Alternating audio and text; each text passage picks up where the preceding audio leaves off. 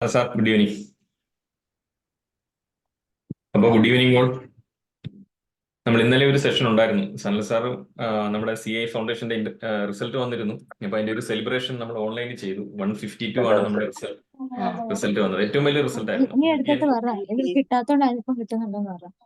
Okay, ഒന്ന് audio ഒന്ന് mute ചെയ്ത് വെക്കണേ എല്ലാവരും. ഓക്കെ സാർ, നമുക്ക് 152 സ്റ്റുഡൻസ് CA ഫൗണ്ടേഷനിൽ പാസ്സായി. ഏറ്റവും വലിയ റിസൾട്ട് ആയിരുന്നു. ഓക്കെ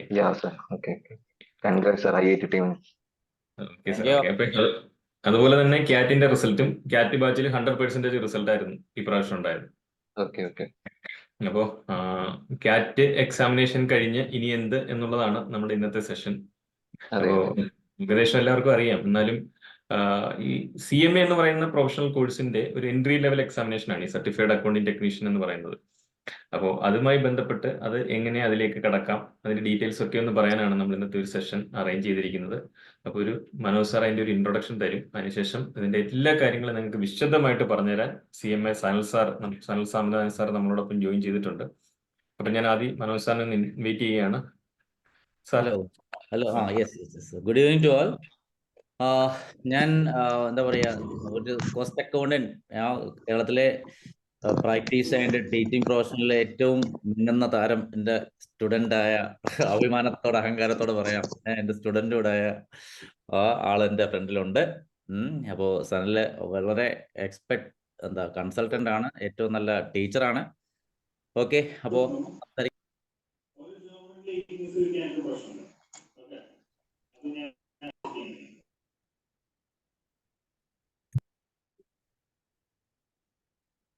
ശ്രദ്ധിക്കുക. അപ്പോൾ എന്ത് ഡൗട്ട്സും നിങ്ങൾക്ക് ക്ലിയർ ചെയ്യാൻ എവിടെയായിട്ടുള്ള ഒരാളാണ് നിങ്ങളുടെ മുമ്പിൽ ഇപ്പോൾ ഇന്ന് ഇരിക്കുന്നത്. അപ്പോൾ അതിന് മുമ്പ് പറയാനുള്ളത്, ഇപ്പോൾ 2 റിസൾട്ടാണ് ഇപ്പോൾ CA ഫൗണ്ടേഷനും CMA ഫൗണ്ടേഷനും രണ്ടിൻ്റെയും റിസൾട്ട് വളരെ വളരെ എന്താ പറയുക, അഭിമാനത്തോടെ ചെറിയ അഹങ്കാരത്തോടെ ഒക്കെ ഇരിക്കുവാണ്. അപ്പോൾ ഇനി നമുക്ക് 2 ഇന്റർമീഡിയറ്റ് ബാച്ചസ് ആണ് ഇപ്പോൾ ഇവിടെ തുടങ്ങാൻ പോകുന്നത്. ഒന്ന് CA intermediate and CMA intermediate. അപ്പോൾ നമുക്ക് ഇപ്പോൾ CA ഫൗണ്ടേഷൻ ഉണ്ടായിരുന്നു, അതുപോലെ തന്നെ CMA ഫൗണ്ടേഷൻ ഉണ്ടായിരുന്നു. ഓക്കെ, അപ്പോൾ CMA ഫൗണ്ടേഷൻ മീൻസ് ക്യാറ്റ്. അപ്പോൾ ക്യാറ്റിന്റെ ഫുൾ റിസൾട്ടാണ്. ക്യാറ്റ് ഒക്കെ 100% പാസ്സാണ് ക്യാറ്റ് ബാച്ച്. അപ്പോൾ CA ഫൗണ്ടേഷൻ 152. അപ്പോൾ CA ഫൗണ്ടേഷൻ എഴുതിയ മിക്കവാറും എല്ലാവരും CMA ഫൗണ്ടേഷൻ, അത് ക്യാറ്റും എഴുതിയിട്ടുണ്ട്. അപ്പോൾ ഇതിനകത്ത് പല തരത്തിലുള്ള ആൾക്കാർ ഇരിപ്പുണ്ട്. CA ഫൗണ്ടേഷൻ പാസ്സായവർ ഉണ്ട്, CMA ഫൗണ്ടേഷൻ പാസ്സായവരുണ്ട്, അതുപോലെ CA ഫൗണ്ടേഷൻ ഫെയിൽ ആയിട്ട് CMA ഫൗണ്ടേഷൻ പാസ്സായവരും ഉണ്ട്. ഓക്കെ, അപ്പോൾ എനിവേ എല്ലാവർക്കും കൺഗ്രാറ്റ്സ്. പിന്നെ CMA ഫൗണ്ടേഷൻ പാസ്സായവർ തീർച്ചയായിട്ടും യാതൊരു ഓപ്ഷൻ, നമുക്ക് CA ഫൗണ്ടേഷൻ CMA ഇന്റർമീഡിയറ്റ് ആണ്. ഇനിയിപ്പോൾ എനിക്ക് പറയാനുള്ളത്, CA ഫൗണ്ടേഷൻ പാസ്സായ എല്ലാവരും CA ഇന്റർമീഡിയറ്റ് തന്നെ ചെയ്യും, കൂടെ CMA ഇന്റർമീഡിയറ്റും ചെയ്യും. CA ഇന്റർമീഡിയറ്റ് ചെയ്യുന്ന എല്ലാവരും, അതായത് CA ഫൗണ്ടേഷൻ ചെയ്തപ്പോൾ CMA ഫൗണ്ടേഷൻ ചെയ്ത പോലെ CA ഇന്റർമീഡിയറ്റ് ചെയ്യുന്ന കുട്ടികളെല്ലാം CMA ഇന്റർമീഡിയറ്റ് കമ്പൽസറി ആയിട്ട് രജിസ്റ്റർ ചെയ്തിട്ട് അത് ഫോളോ ചെയ്യുന്നുണ്ട്. ഇനി നമുക്ക് സംസാരിക്കാൻ എനിക്കുള്ളത്, CA ഫൗണ്ടേഷൻ ഫെയിലായി CMA ഫൗണ്ടേഷൻ പാസ്സായവർ, ക്യാറ്റ് പാസ്സായ കുറേ ആൾക്കാർ ഇപ്പോൾ ഇതിനകത്ത് ഉണ്ടാവും. അപ്പോൾ ഉണ്ടാവുമെങ്കിൽ 2 ഓപ്ഷനാണ് നമുക്ക് മുമ്പിലുള്ളത്. ഒന്ന്, CA ആണ് നമ്മളുടെ എയിം എന്ന് നിങ്ങൾക്ക് തോന്നുന്നുണ്ടെങ്കിൽ CA ഫൗണ്ടേഷൻ റിപ്പീറ്റ് ചെയ്യാം. അല്ലെങ്കിൽ CA ചെയ്യുന്നത് പോലെ, CA പോലെ തന്നെ ഇമ്പോർട്ടൻ്റ് ആയിട്ടുള്ള ഈക്വലന്റ് ക്വാളിറ്റി ഉള്ള ഒരു സെൻട്രൽ ഗവൺമെന്റ് IC, 2 ICA തന്നെ, ഒന്ന് institute of chartered accounts of India, ഒന്ന് institute of cost accounts of India. അതിന്റെ ഇന്റർമീഡിയറ്റ് ചെയ്യാൻ നിങ്ങൾ എലിജിബിൾ ആണ്. ഓക്കെ, അപ്പോൾ ആ ഇന്റർമീഡിയറ്റിന് നിങ്ങൾക്ക് ഈസി ആയിട്ട് നിങ്ങൾക്ക് ഇന്റർമീഡിയറ്റ് ചെയ്യാം. അപ്പോൾ ഈ CMA ഇന്റർമീഡിയറ്റ്, അതായത് ഒരു കണക്കിന് ജോബ് ഓപ്പർച്യൂണിറ്റീസ് CA ഇന്റർമീഡിയറ്റിനേക്കാൾ കൂടുതൽ എനിക്ക് ഫീൽ ചെയ്തിട്ടുള്ള എപ്പോഴും CMAക്ക് തന്നെയാണ്. അപ്പോൾ ഇതിന്റെ വേറൊരു ഗുണം എന്താണെന്ന് വെച്ചാൽ, ഇതിനകത്ത് നമുക്ക് ഡയറക്റ്റ് ആയിട്ട് വേണമെങ്കിൽ 2 വർഷം കൊണ്ട് കോസ്റ്റ് അക്കൗണ്ട് ആകാനുള്ള ഫെസിലിറ്റി ഉണ്ട്. ഓക്കെ, പിന്നെ പറയാനുള്ളത്, CMA ഇന്റർമീഡിയറ്റ് പാസ്സായാൽ പിന്നെ CA ഇന്റർമീഡിയറ്റ് പാസ്സാകണമെന്നുണ്ട്. CA ഇന്റർമീഡിയറ്റ് ഡയറക്റ്റ് ആയിട്ട് ചെയ്യാം, CA ഫൗണ്ടേഷൻ പിന്നെ വേണ്ട. ഞാൻ പറഞ്ഞ എല്ലാവരുടെ കൺഫ്യൂഷൻ ആവണോ എന്തോ. CMA ഇന്റർമീഡിയറ്റ്, ഇപ്പം നമ്മൾ ക്യാറ്റ് പാസ്സായി CMA ഇന്റർമീഡിയറ്റ് പാസ്സായ ഒരാൾക്ക് പിന്നെ CA ഇന്റർമീഡിയറ്റ് ഡയറക്റ്റ് ആയിട്ട് ചെയ്യാം, CA ഫൗണ്ടേഷന്റെ ആവശ്യമില്ല. പിന്നെ എന്തുകൊണ്ട് സാർ ഇന്ന് കഴിഞ്ഞ വർഷമൊക്കെ ഞാൻ പറയുന്നത് എന്താണോ നിങ്ങളുടെയും അത് തന്നെ ചെയ്യാൻ പറഞ്ഞാൽ, ഇപ്പോൾ എനിക്കൊരു ചെറിയ കാര്യം പറയാനുള്ളത്, CA ഫൗണ്ടേഷന്റെ സബ്ജക്ട് ചേഞ്ച് ആണ്. ഇനി എത്ര സെയിം എന്നൊക്കെ പറഞ്ഞാലും സബ്ജക്റ്റുകൾക്ക് ചേഞ്ച് ഉണ്ട്. അതായത് അക്കൗണ്ടൻസി നമ്മൾ പഠിച്ച പലതും ഡിലീറ്റ് ചെയ്തിട്ടുണ്ട്, പല ചാപ്റ്റേഴ്സും ഇനി ഇല്ല. CA ഇന്റർമീഡിയറ്റിന് പഠിച്ചുകൊണ്ടിരുന്ന പല ചാപ്റ്ററുകളും CA ഫൗണ്ടേഷനിലേക്ക് ആഡ് ആയിട്ടുണ്ട്. അപ്പോൾ അക്കൗണ്ടൻസി നമ്മൾ പഠിച്ച പല ചാപ്റ്ററുകളും ഇല്ല, പുതുതായിട്ട് കുറേ ചാപ്റ്ററുകൾ പഠിക്കുകയും വേണം. ലോ 60 മാർക്സിന്റെ ലോ ആയിരുന്നു നമുക്കുണ്ടായിരുന്നത്, 40 മാർക്സിന്റെ ഇംഗ്ലീഷ് ആയിരുന്നു. ഇനി 100 മാർക്സിന്റെ ലോ ആണ്. കാരണം CA ഇന്റർമീഡിയറ്റിലെ കുറെ ലോ പോർഷൻ ഫൗണ്ടേഷനിലേക്ക് ആഡ് ആയിട്ടുണ്ട്. അതുപോലെ തന്നെ എക്കണോമിക്സിന്റെ 60% എക്കണോമിക്സും 40 മാർക്സിന് ഏതായിരുന്നു BCK ആയിരുന്നു. ഇപ്പൊ 40 മാർക്സിന്റെ BCK എലിമിനേറ്റ് ആയി. അതിന് പകരം മൈക്രോ ആൻഡ് മാക്രോ എക്കണോമിക്സ് മാത്രം ആഡ് ആയിരുന്നു. കാരണം CA ഇന്റർമീഡിയറ്റിനകത്ത് എക്കണോമിക്സ് ഉണ്ടായിരുന്നു. CA ഇന്റർമീഡിയറ്റിനകത്ത് എക്കണോമിക്സ് ഒഴിവാക്കിക്കൊണ്ട് ആ CA ഇന്റർമീഡിയറ്റ് എക്കണോമിക്സ് എടുത്ത് ഫൗണ്ടേഷനിലേക്ക് ആഡ് ആയിട്ടുണ്ട്. അപ്പോൾ കുറെ പോർഷൻ എക്സ്ട്രാ ഉണ്ട്, നന്നായിട്ടുണ്ട്. അപ്പോൾ നമുക്കിനി ചെയ്യാനുള്ള സമയം എന്ന് പറയുന്നത് ജൂണിലേക്കുള്ള എക്സാമിനേഷൻ എത്ര സമയം ഉണ്ടെന്ന് നമുക്ക് മാർച്ച്, ഏപ്രിൽ, മെയ് 3 months ആണ്.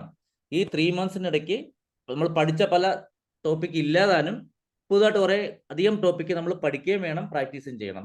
നമുക്ക് അവൈലബിൾ ടൈം 3 months ആണ്.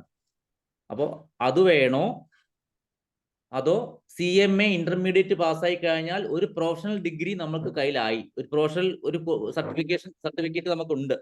അത് കഴിഞ്ഞിട്ട് ഒരു വർഷം ഇവിടെ ഫൈനലൂടെ കഴിഞ്ഞിട്ട് വേണമെങ്കിൽ നിങ്ങൾക്ക് CA ഇന്റർമീഡിയറ്റ് ചെയ്യാം. അല്ലാതല്ല CMA ഇന്റർമീഡിയറ്റ് കഴിഞ്ഞ ഉടൻ തന്നെ നിങ്ങൾക്ക് CA ഇന്റർമീഡിയറ്റ് വേണമെങ്കിലും ചെയ്യാം, അങ്ങനെ CA തന്നെ ആവശ്യമുള്ളവർക്ക്. അപ്പൊ നമ്മുടെ കയ്യിലൊരു ഗ്രിപ്പ് ആവുകയും ചെയ്യും, എക്സ്ട്രാ ഒരു CA ചെയ്യണമെങ്കിൽ പിന്നെ അത് ചെയ്യുകയും ചെയ്യാം. പക്ഷേ CA ചെയ്യണം എന്ന് പറഞ്ഞിട്ട് CMA ഇന്റർമീഡിയറ്റ് എടുത്ത പലരും കോസ്റ്റ് അക്കൗണ്ടന്റ് ആയിട്ട് പ്ലേസ്ഡ് ആയി പോയിട്ടേ ഉള്ളൂ. അങ്ങനെയാണ് ഞാൻ കൂടുതലും കണ്ടിട്ടുള്ളത്. അപ്പൊ അതൊരു വലിയ വേറൊരു എംപ്ലോയ്മെന്റ് ഓപ്പർച്യൂണിറ്റി ഉള്ള ഒരു വലിയ മേഖലയാണ് ത്രൂ ഔട്ട് ദി വേൾഡ്, ലോകം മുഴുവൻ. അപ്പോൾ അത് അങ്ങനെ ഒരു ഓപ്ഷനും കൂടെ ഉണ്ട്. അപ്പൊ എന്ത് നിങ്ങൾക്ക്, കാരണം ഇനി നമുക്ക് തീരുമാനിക്കാനുള്ള സമയം വളരെ വളരെ കുറവാണ്. കാരണം ഇനി CA ഫൗണ്ടേഷൻ ആണെങ്കിൽ നമ്മൾ എത്രയും പെട്ടെന്ന് സ്റ്റാർട്ട് ആവണം. CA ഇന്റർമീഡിയറ്റ് ആയാലും CMA ഇന്റർമീഡിയറ്റ് ആയാലും നമുക്ക് ആലോചിക്കാനുള്ള സമയം ഒരു 3-4 days ആണ്. അപ്പോൾ സാറ് പറയുന്നത് ഓപ്ഷൻസ് ആണ്, നിങ്ങൾക്ക് ഡിസിഷൻ എപ്പോഴും നിങ്ങളുടെയാണ്.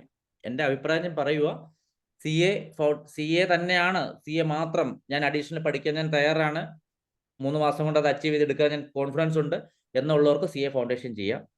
അതല്ല CMA ഇന്റർമീഡിയറ്റ് അഡീഷണൽ ക്വാളിഫിക്കേഷൻ, ഒരു മെയിൻ ക്വാളിഫിക്കേഷൻ തന്നെ എനിക്ക് കിട്ടും, അതിന്റെ കൂടെ എനിക്ക് CA ഇൻട്രസ്റ്റ് ഉണ്ടെങ്കിൽ പിന്നെ എനിക്ക് CA ഇന്റർമീഡിയറ്റ് ചെയ്യാം, അങ്ങനത്തെ ഓപ്ഷൻ ഉണ്ട്. അതല്ലെങ്കിൽ എനിക്ക് കോസ്റ്റ് അക്കൗണ്ടന്റ് ആകാം ആദ്യം, ആയതിനു ശേഷം പിന്നെ എനിക്ക് ടൈമും പൈസയൊക്കെ ആയി കുറെ ഇൻകം ഒക്കെ സേവ് ചെയ്തിട്ട് ഞാൻ CA അങ്ങനെ ഒരു ഓപ്ഷനും ഉണ്ട്. ഏത് വേണമെന്നൊരു വൈസ് ഡിസിഷൻ എടുക്കേണ്ട സമയമാണ് ഇപ്പോൾ. ഇനി ഇത് ആരോടാണ് സംസാരിക്കുന്നതെന്ന് അറിയാമോ? CA ഫൗണ്ടേഷൻ പാസ്സായവർക്ക് ടെൻഷൻ ഇല്ല, CA ഇന്റർമീഡിയറ്റ് ചെയ്യുന്നതിന്റെ കൂടെ CMA ഇന്റർമീഡിയറ്റ് കമ്പൽസറി ആയിട്ട് ചെയ്യുന്നുണ്ട്. ക്യാറ്റ് മാത്രം ചെയ്ത കുട്ടികൾക്കും വേറൊരു ഓപ്ഷൻ ഇല്ല, CMA ഇന്റർമീഡിയറ്റ് കമ്പൽസറി ആയിട്ട് അവർക്ക് ചെയ്യാം. ഞാനിപ്പോൾ സംസാരിച്ചത് CA ഫൗണ്ടേഷൻ ഫെയിൽ ആയിട്ട് ക്യാറ്റ് പാസ്സായ കുട്ടികളോടാണ്. അവർക്കാണല്ലോ കൺഫ്യൂഷൻ ഉള്ളത്, CA ഫൗണ്ടേഷൻ റിപ്പീറ്റ് ചെയ്യണോ CMA ഇന്റർമീഡിയറ്റ് ചെയ്യണോ? CA തന്നെയാണ് എങ്കിൽ you can repeat, no problem. അപ്പൊ അത് പറയുന്ന രണ്ട് പ്രശ്നമല്ല, എഫർട്ട് അഡീഷണൽ ഇടേണ്ടത് ഈ അഡീഷണൽ ആയിട്ടുള്ള കുറെ ടോപ്പിക്സ് ആഡ് ആയിട്ടുണ്ട്. ഇന്റർമീഡിയറ്റ്സിലെ ഫൗണ്ടേഷനിലെ പലതും ഡിലീറ്റ് ആയിട്ടുണ്ട്. ഇന്റർമീഡിയറ്റിലെ പല പോർഷൻസും അക്കൗണ്ടൻസിയിലും ലോയിലും എക്കണോമിക്സിലും ആഡ് ആയിട്ടുണ്ട്, നല്ല പോർഷൻസ് ആഡ് ആയിട്ടുണ്ട്. അപ്പോൾ അത് അഡീഷണൽ പഠിച്ച് നമ്മളത് അച്ചീവ് ചെയ്യണം. അല്ലെങ്കിൽ CMA ക്യാറ്റ് പാസ്സായിട്ടുണ്ട്, സോ CMA ഇന്റർമീഡിയറ്റ് ചെയ്യാം. CMA ഇന്റർമീഡിയറ്റ് പാസ്സായാൽ CA ഇന്റർമീഡിയറ്റ് നിങ്ങൾക്ക് ഡയറക്റ്റ് ആയിട്ട് എൻറോൾ ആവാം.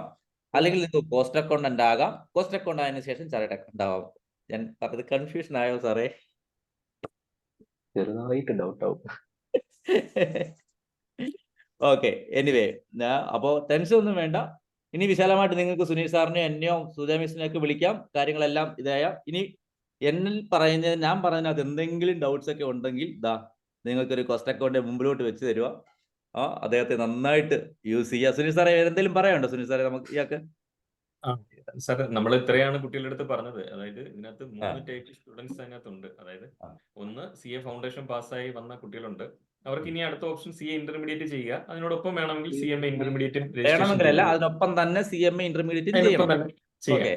പിന്നെ നമ്മൾ ക്യാറ്റ് എന്ന് പറയുന്ന, അതായത് +2 പാസ്സായതിനു ശേഷം ക്യാറ്റ് സർട്ടിഫൈഡ് അക്കൗണ്ടിംഗ് ടെക്നീഷ്യൻ എന്ന് അപ്പൊ പറയുന്ന തീർച്ചയായിട്ടും ആ CMA കോഴ്സിലേക്ക് ഇന്റർമീഡിയറ്റ് തന്നെ ചെയ്യണം. അതെ, ആ കോഴ്സിലേക്ക് അഡ്മിഷൻ എടുത്ത് ആ എക്സാമിനേഷൻ പാസ്സായിട്ടുള്ള സ്റ്റുഡൻസ് ഇതിനകത്തുണ്ട്. അവർക്ക് വേറെ ഒരു ഓപ്ഷനും ഇല്ല. അടുത്ത സ്റ്റെപ്പ് CMA ഇന്റർമീഡിയറ്റിലേക്ക് പോവുക, അവർ കോസ്റ്റ് അക്കൗണ്ടന്റ് ആകുക, 1 ഇയർ CM. അത് ഡീറ്റെയിൽ ആയിട്ട് സനൽ സാർ പറഞ്ഞു തരും. അത് കൂടാതെ CA ഫൗണ്ടേഷൻ ഇവിടെ പഠിച്ചു. പക്ഷേ അൺഫോർച്ചുനേറ്റ്ലി CA ഫൗണ്ടേഷൻ എക്സാമിനേഷൻ എഴുതിയപ്പോൾ നമുക്ക് കുറച്ച് സ്കോർ കുറഞ്ഞു പോയി, നമുക്കത് കിട്ടിയില്ല. പക്ഷേ അതിനോടൊപ്പം നമ്മൾ ക്യാറ്റ് എക്സാമിനേഷനും എഴുതി, അതായത് CMAയുടെ എൻട്രി ലെവൽ എക്സാമിനേഷനും എഴുതി. പക്ഷേ അത് നല്ല സ്കോറോട് കൂടി നമുക്ക് പാസ്സാവാൻ പറ്റി. അപ്പോ ഇപ്പോഴത്തെ ഒരു പ്രശ്നം, സിലബസ് CAയുടെ ഒന്ന് ചേഞ്ച് ചെയ്തിട്ടുണ്ട് ഫൗണ്ടേഷന്റെ. ഇനി നമ്മൾ ന്യൂ സിലബസിലായിരിക്കും ജൂൺ അറ്റംപ്റ്റ് എഴുതേണ്ടി വരുന്നത്. അപ്പം കുറച്ച് ചേഞ്ചസ് അതിനകത്ത് വന്നിട്ടുണ്ട്. അപ്പൊ നിങ്ങൾക്ക് വേണമെങ്കിൽ ഒരു ഓപ്ഷൻ ഉണ്ട്, അതാണ് സാർ പറഞ്ഞത്. ഇത് കേട്ടതിന് ശേഷം നിങ്ങൾക്ക് CMA ആണ് പഠിക്കുന്നുണ്ടെങ്കിൽ ഏറ്റവും കൂടുതൽ ഓപ്പർച്യൂണിറ്റീസ്, എംപ്ലോയ്മെന്റ് ഓപ്പർച്യൂണിറ്റിയും പ്രാക്ടീസിംഗ് ഓപ്പർച്യൂണിറ്റിയും എല്ലാം ഉണ്ട്. അതിലേക്ക് ഞാൻ കടക്കുന്നില്ല, വ്യക്തമായിട്ട് നിങ്ങൾക്ക് സനൽ സാർ പറഞ്ഞു തരും. എല്ലാം ഉള്ള ഒരു പ്രൊഫഷണൽ കോഴ്സ് നിങ്ങൾക്ക് ഒരു ചെയ്യാം. കാര്യം കൂടെ ഇന്ന് കണ്ട ഒരു ഇത് ഒന്നുകൂടെ പറഞ്ഞോട്ടെ സനൽ സാറേ, ഒറ്റ മിനിറ്റ്. അതായത് CMA ഫൗണ്ടേഷൻ ഇന്റർമീഡിയറ്റ് 4 സബ്ജക്റ്റ് വീതമുള്ള 2 ഗ്രൂപ്പാണ്. ഓക്കെ. പക്ഷെ ക്യാറ്റ് പാസ്സായ കുട്ടികൾക്ക് ലോ എക്സംഷൻ ഉണ്ട്. എപ്പോ കൂടെ? ഈ ജൂൺ ബാച്ചിലൂടെ. ഈ ജൂൺ ബാച്ച് കഴിഞ്ഞാൽ ഈ എക്സംഷൻ ഒഴിവാക്കിയിട്ടുണ്ട് ICAI, institute of cost accounts of India. അപ്പോൾ ഇപ്പൊ ജോയിൻ ചെയ്ത കുട്ടികൾക്ക് വേണമെങ്കിൽ നമുക്ക് 3 സബ്ജക്റ്റ് മാത്രം എഴുതി ജൂണിൽ ഒരു ഗ്രൂപ്പ് എഴുതിക്കാനുള്ള ഒരു പ്ലാനും കൂടെ IIT തയ്യാറാക്കുന്നുണ്ട്. കാരണം അപ്പോൾ ഒരു സബ്ജക്റ്റ് എക്സംഷൻ ഉണ്ട്. ഇൻ കേസ് എന്നിട്ട് ജൂൺ കഴിഞ്ഞതിന് ശേഷം ഈ ലോ ഉൾപ്പെടെ, കാരണം ഡയറക്റ്റ് എൻട്രി ഉണ്ട്, ഡിഗ്രി കഴിഞ്ഞ് വന്നവർക്ക് ലോ പഠിക്കണമല്ലോ, ലോ ഉൾപ്പെടെയുള്ള ബാക്കി 4 സബ്ജക്റ്റും ഈ ലോയും കൂടെ ചേർത്ത് 5 സബ്ജക്റ്റ് ഡിസംബറിലേക്ക് കൂടെ അങ്ങനെയും കൂടി ഒരു പ്ലാൻ ഉണ്ട്. കാരണം അപ്പോൾ നിങ്ങൾക്ക് ഒരു സബ്ജക്റ്റ് എക്സംഷൻ ഓൾറെഡി ഉണ്ട്. കാരണം ഒരു ഗ്രൂപ്പ് എഴുതാൻ 3 സബ്ജക്റ്റ് പഠിച്ചാൽ മതി. ക്യാറ്റ് പാസ്സായവർക്ക് ലോ വേണ്ട, എപ്പോഴും ഇവിടെ ജൂണിലും കൂടെ. അതുകൂടെ സനൽ സാർ പറഞ്ഞ് മനസ്സിലാക്കി തരും. Okay, thank U, wish you all the best. ഏറ്റവും നല്ല ഡിസിഷൻ എടുക്കാൻ പറ്റട്ടെ. എല്ലാ സപ്പോർട്ടും ഞങ്ങൾ എപ്പോഴും കൂടെ ഉണ്ട്. Thank you, thanks lot. Sanal sir നമുക്ക് സ്റ്റാർട്ട് ചെയ്യാം. Okay sir. Good evening all. ഞാൻ വിചാരിച്ചത് നിങ്ങളുമായിട്ടൊന്ന് ഇന്ററാക്ട് ചെയ്യാം, കുറച്ചു നേരത്തേക്ക് എന്റെ കരിയറിനെ കുറിച്ചും ഞാൻ വന്ന വഴിയെ കുറിച്ചൊക്കെ ഒന്ന് സംസാരിക്കാമെന്നാണ് ഞാൻ ആദ്യം വിചാരിച്ചത്. പിന്നീട് ഞാൻ വിചാരിച്ചു ഒരു ചെറിയൊരു പ്രസന്റേഷനോട് കൂടി ഒന്ന് തുടങ്ങാം. ജസ്റ്റ് കോഴ്സിനെ കുറിച്ചും നമ്മുടെ ഇൻസ്റ്റിറ്റ്യൂട്ടിനെ കുറിച്ചും നമ്മുടെ എങ്ങനെയാണ് എക്സാം സ്റ്റൈലും എക്സാമിന്റെ ക്വസ്റ്റ്യൻ പാറ്റേണിനെ കുറിച്ചൊക്കെ ജസ്റ്റ് ഒന്ന് നിങ്ങളോട്ടൊന്ന് ഡിസ്കസ് ചെയ്യാം.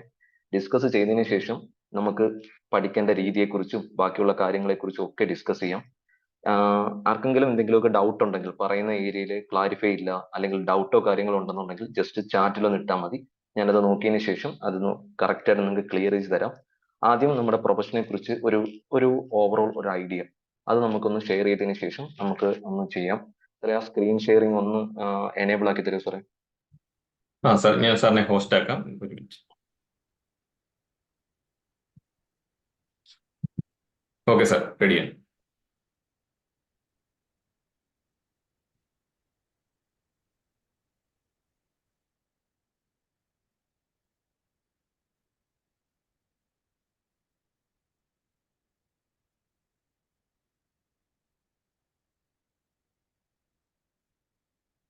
ഒരു second sir.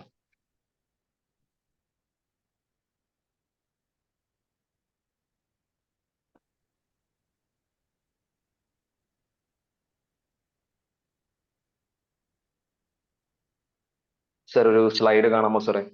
Okay. Okay sir, വോയിസോ സ്ലൈഡോ കാണുന്നില്ല, മൂവ് ചെയ്യുന്നില്ല എന്നുണ്ടെങ്കിൽ ഒന്ന് പറയണേ. Sure sir, okay. അപ്പൊ എല്ലാവർക്കും institute of cost accounts of ഇന്ത്യയിലേക്ക് സ്വാഗതം. നിങ്ങളെല്ലാവരും ഇപ്പോ നമ്മുടെ ഇന്റർമീഡിയറ്റിന്റെ ക്യാറ്റ് എന്ന് പറയുന്ന എക്സാം ക്വാളിഫൈ ചെയ്ത് നിൽക്കുന്ന കുറച്ച് പേരുണ്ട്. ദെൻ ഫൗണ്ടേഷൻ, CA ഫൗണ്ടേഷൻ പോയിട്ട് കിട്ടാത്തവർ, ഞാൻ ഫെയിൽ ആയവർ എന്നൊന്നും പറയുന്നില്ല, നെക്സ്റ്റ് ടൈമിൽ നിങ്ങൾക്ക് അത് വിൻ ചെയ്യാൻ പറ്റും. അത് ട്രൈ ചെയ്ത് നോക്കുക.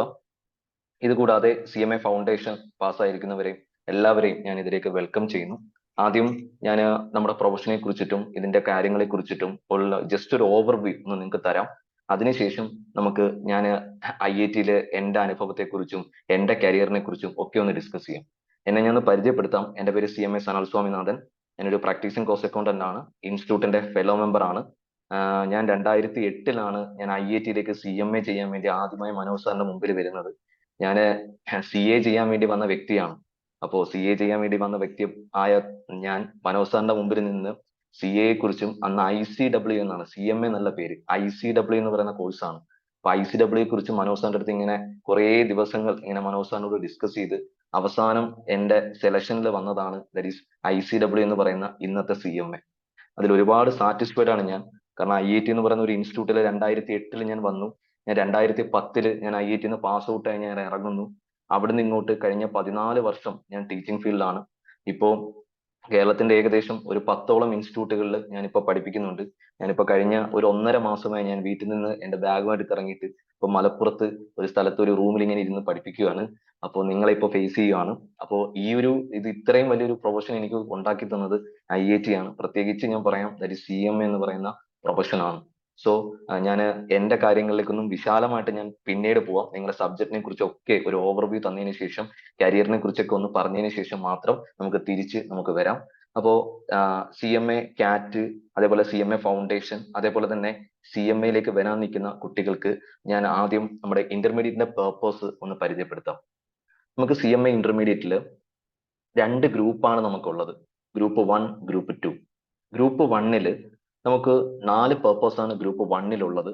ഒന്ന് business laws and ethics, financial accounting, tax and indirect taxation, cost accounting. തൊട്ടപ്പുറത്ത് ഗ്രൂപ്പ് 2-ല് operation management and strategic management, corporate accounting and auditing, financial management and business data analytics, management accounting. ഇങ്ങനെ 8 purpose ആണ് ഇന്റർമീഡിയറ്റിലുള്ളത്. ഇപ്പൊ Manoj sir പറഞ്ഞിട്ടുണ്ടായിരുന്നു, ഇത് paper number 5 business laws and ethics. അത് CAT exam പാസ്സായ കുട്ടികൾക്ക് ഈ വരുന്ന ജൂണിലും കൂടെ ഈ പേപ്പർ എഴുതണ്ട. അതിനുശേഷം ഡിസംബറിലേക്ക് വരുമ്പോൾ ഡിസംബർ 2024 തൊട്ട് ഈ പേപ്പർ CAT കഴിഞ്ഞ കുട്ടികൾ എഴുതണം, അവരെ പഠിക്കണം. അപ്പോ അവർക്ക് വന്നിരിക്കുന്ന ഒരു ഗോൾഡൻ ഓപ്പർച്യൂണിറ്റിയാണ് ഈ വരുന്ന ജൂണിൽ. അവർക്ക് ഇപ്പൊ രജിസ്ട്രേഷന്റെ ഡേറ്റ് നമുക്കുണ്ട്, CMA രജിസ്റ്റർ ചെയ്യേണ്ട ഡേറ്റ് ഉണ്ട്. ആ ഒരു ഡേറ്റിലേക്ക് വരുമ്പോൾ നമുക്ക് 3 പേർപ്പസ് പഠിച്ച് ജൂണിലെ എക്സാമിലേക്ക് നമുക്ക് കയറാൻ വേണ്ടി സാധിക്കും. സോ ഈ 2 ഗ്രൂപ്പാണ് നമുക്കുള്ളത്, ഗ്രൂപ്പ് 1ഉം ഗ്രൂപ്പ് 2. സാധാരണ ഇപ്പം എല്ലായിടത്തും എല്ലാ ഇൻസ്റ്റിറ്റ്യൂട്ടിലും പഠിപ്പിക്കുന്നത് 2 ഗ്രൂപ്പും ഒരുമിച്ചാണ് ക്ലാസ് പഠിപ്പിക്കുക. പണ്ടൊക്കെ ആയിരുന്നെങ്കിൽ ഒരു ഗ്രൂപ്പ് പഠിപ്പിച്ച് അതിന്റെ റിസൾട്ട് അല്ലെങ്കിൽ അതിന്റെ റിസൾട്ട് വെയിറ്റിംഗിൽ അടുത്ത ഗ്രൂപ്പിലേക്ക് കയറും. അപ്പൊ മിക്കപ്പോഴും കുട്ടികൾക്കൊക്കെ ടെൻഷനാണ്, മറ്റേ ഗ്രൂപ്പിന്റെ റിസൾട്ട് എന്താകും എന്നൊക്കെ ഒരു ടെൻഷൻ ഫേസ് ചെയ്യുന്ന സിറ്റുവേഷൻ ഉണ്ട്.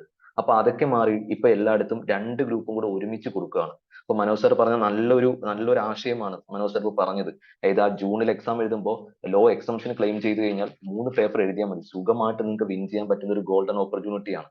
അപ്പോ ഇതാണ് സബ്ജക്ട് എന്ന് വിളിക്കുന്നത്, 8 സബ്ജക്ട്. ഞാൻ സബ്ജക്റ്റിലേക്കൊന്നും ഇൻഡെപ്ത് ആയിട്ട് ഇറങ്ങി പോകുന്നില്ല. സബ്ജക്റ്റിലേക്ക് ഇൻഡെപ്ത് ആയിട്ട് ഇറങ്ങിപ്പോയാൽ നിങ്ങൾക്ക് അതിനെക്കുറിച്ച് ഒരു ഫസ്റ്റ് ഡേ തന്നെ ഞാൻ വന്നിട്ട് ഒരു വെറുപ്പിക്കുന്ന ഒരു സ്റ്റൈലാകും. അതുകൊണ്ട് സബ്ജക്റ്റിലേക്കൊന്നും ഞാൻ ഇറങ്ങി പോകുന്നില്ല. പകരം എങ്ങനെയൊക്കെയാണ് നമുക്ക് ഇതിനകത്ത് പഠിക്കേണ്ടത്, ഏതൊക്കെ ഏരിയാസ് ആണ് നോക്കേണ്ടത് എന്നതിനെ കുറിച്ചൊക്കെ ഞാൻ ക്ലാസ്സിൽ വന്ന് സംസാരിക്കും. ഇപ്പോ ഈ 8 പേർപ്പസ് ആണ്. അപ്പൊ 2 ഗ്രൂപ്പായിട്ടാണ് നമുക്ക് എഴുതാനുള്ളത്. 2 ഗ്രൂപ്പ്, അതിൽ ഗ്രൂപ്പ് 1ഉം ഗ്രൂപ്പ് 2ഉം. സോ അതിനുശേഷം ഇന്റർമീഡിയറ്റ് കഴിഞ്ഞാൽ നേരെ ഫൈനൽ സ്റ്റേജ് ആണ്. ഫൈനൽ സ്റ്റേജിൽ ഗ്രൂപ്പ് 3ഉം ആൻഡ് ഗ്രൂപ്പ് 4 എന്ന് വിളിക്കുന്ന 2 സ്റ്റേജ് ആണ്.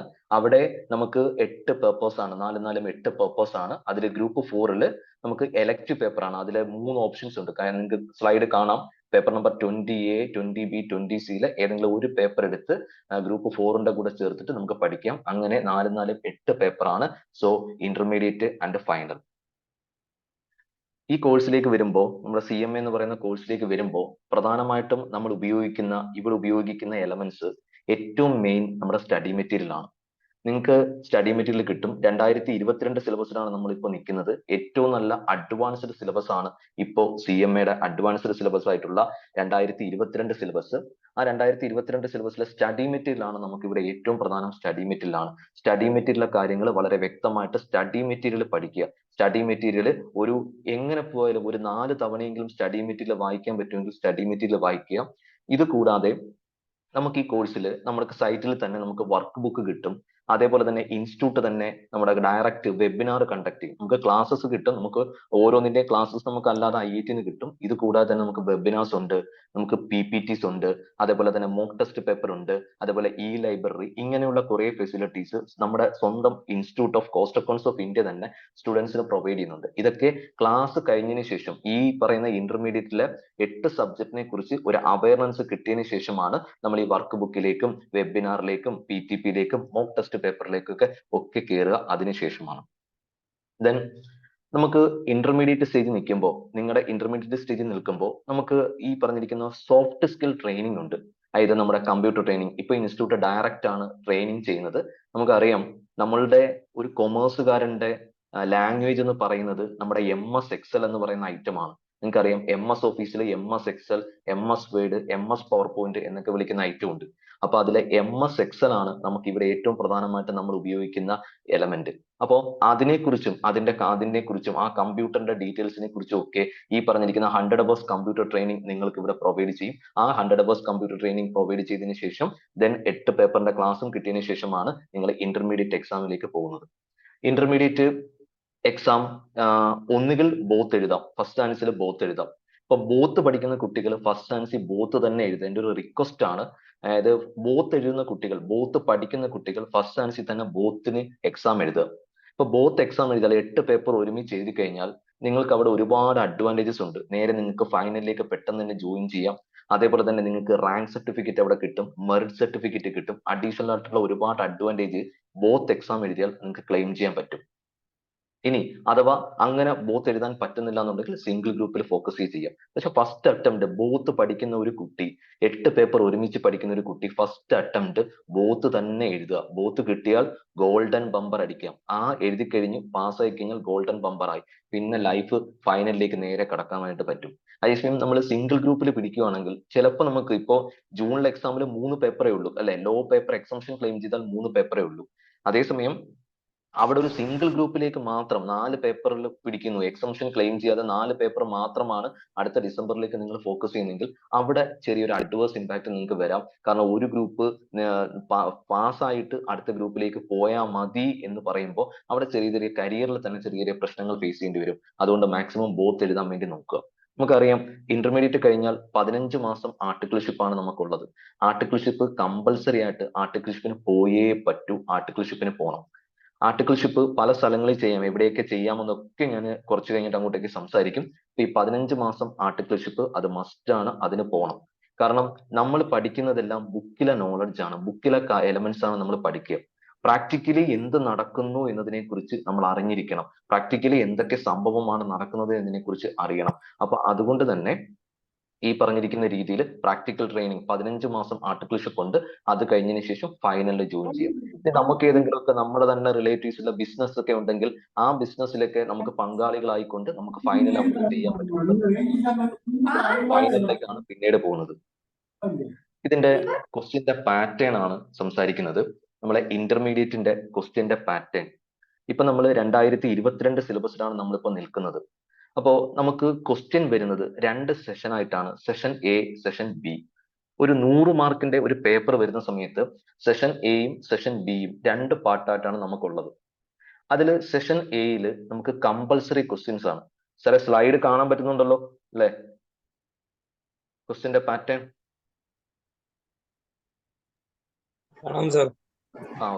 ഓക്കെ. അപ്പോ നമുക്ക് ഫസ്റ്റ് പാർട്ട് കമ്പൽസറി ക്വസ്റ്റ്യൻ ആണ്. നേരത്തെ പഴയ സിലബസിൽ കമ്പൽസറി ക്വസ്റ്റ്യൻ എന്ന് പറയുമ്പോൾ 25 മാർക്കിനായിരുന്നു കമ്പൽസറി ക്വസ്റ്റ്യൻ. അതും 25 ക്വസ്റ്റ്യൻസ് ആയിരുന്നു ഇതിന് മുമ്പത്തെ എക്സാമിന് ഉണ്ടായിരുന്നത്. ഇപ്പോ 2022 സിലബസിൽ നിൽക്കുമ്പോൾ നമുക്ക് 30 മാർക്കിനാണ് കമ്പൽസറി ക്വസ്റ്റ്യൻ. കമ്പൽസറി ക്വസ്റ്റ്യൻ എന്ന് പറയുമ്പോൾ ഞാൻ എഴുതിയിട്ടുണ്ട് മൾട്ടിപ്പിൾ ചോയ്സ് ക്വസ്റ്റ്യൻ ആണ്. 15 മൾട്ടിപ്പിൾ ചോയ്സ് ക്വസ്റ്റ്യൻ ആണ് അവിടെ ഉള്ളത്. ഒരു മൾട്ടിപ്പിൾ ചോയ്സ് ക്വസ്റ്റ്യന് 2 മാർക്കാണ്. അങ്ങനെ 30 മാർക്കാണ് ഇപ്പോ ഉള്ള പുതിയ സിലബസിൽ ഇപ്പൊ വരുന്ന എക്സാമിനേഷന് ഇപ്പൊ നടക്കുന്നത്. സോ ഈ 30 മാർക്കാണ് നമ്മൾ ഏറ്റവും ഇമ്പോർട്ടന്റ് ആയിട്ട് ഫോക്കസ് ചെയ്യേണ്ടത് ഈ കമ്പൽസറി ക്വസ്റ്റ്യൻസ് ആണ്. ആ 15 കമ്പൽസറി ക്വസ്റ്റ്യൻ, അതായത് മൾട്ടിപ്പിൾ ചോയ്സ് ക്വസ്റ്റ്യൻ ആൻസർ ചെയ്താൽ മതി. തിയറി പേപ്പർ ആണെങ്കിൽ അതിന് ഡീറ്റെയിൽസ് എഴുതണ്ട, അതിന്റെ റീസണിങ് ഒന്നും നിങ്ങൾ കോട്ട് ചെയ്യണ്ട. പക്ഷെ പ്രോബ്ലം പേപ്പർ ആണെങ്കിൽ അത് എങ്ങനെ വന്നു എന്നതിന് തൊട്ടപ്പുറത്ത് നിങ്ങൾ ഒരു വർക്കിംഗ് നോട്ട് കോട്ട് ചെയ്യും. അപ്പൊ അവിടെ 30 മാർക്ക് നിങ്ങൾക്ക് കമ്പൽസറി മൾട്ടിപ്പിൾ ചോയ്സ് ക്വസ്റ്റ്യൻ ആണ്. 30 മാർക്ക് അവിടെ സ്കോർ ചെയ്യാം. പിന്നീട് 70 മാർക്കിനാണ് ബാക്കിയുള്ള നമുക്ക് എഴുതേണ്ട വരുന്നത്. അതിൽ നമുക്ക് 7 ലോട്ട്, മൊത്തം എക്സാമിന് 8 ലോട്ട് ഉണ്ട്. അതിൽ ഒരു ലോട്ട് കമ്പൽസറി ക്വസ്റ്റ്യൻ, പിന്നീട് 7 ലോട്ടാണ് നമുക്കുള്ളത്. 7 ലോട്ട് എന്ന് പറയുമ്പോൾ ഒരു ലോട്ടില് 3 ക്വസ്റ്റ്യൻ, മിനിമം 3 ക്വസ്റ്റ്യൻ, 2 ക്വസ്റ്റ്യൻ അല്ലെങ്കിൽ 3 ക്വസ്റ്റ്യൻസ് ഒരു ലോട്ടിൽ വരാം. അങ്ങനെ 7 ലോട്ടാണ് നമുക്കുള്ളത്. അതിൽ 5 ലോട്ട് ആൻസർ ചെയ്താൽ മതി, 2 ലോട്ട് സ്കിപ്പ് ചെയ്യാം. അപ്പൊ തന്നെ നിങ്ങൾ നോക്കണം, ഇതൊരു സ്മാർട്ട് സ്റ്റഡി ആണ്. ഇവിടെ ചെയ്യേണ്ട ഒരു സ്മാർട്ട് സ്റ്റഡിയാണ്. അതായത് ഒരു നല്ലൊരു സ്മാർട്ട് സ്റ്റഡി കണ്ടക്ട് ചെയ്ത് കഴിഞ്ഞാൽ സുഖമായിട്ട് നമുക്ക് ഇന്റർമീഡിയറ്റ് നമുക്ക് ക്വാളിഫൈ ചെയ്യാൻ പറ്റും. കാരണം നമ്മുടെ കയ്യിൽ 7 ലോട്ട് ഇരിപ്പുണ്ട്. 7 ലോട്ടിൽ നമ്മൾ 5 ലോട്ട് ആൻസർ ചെയ്താൽ മതി.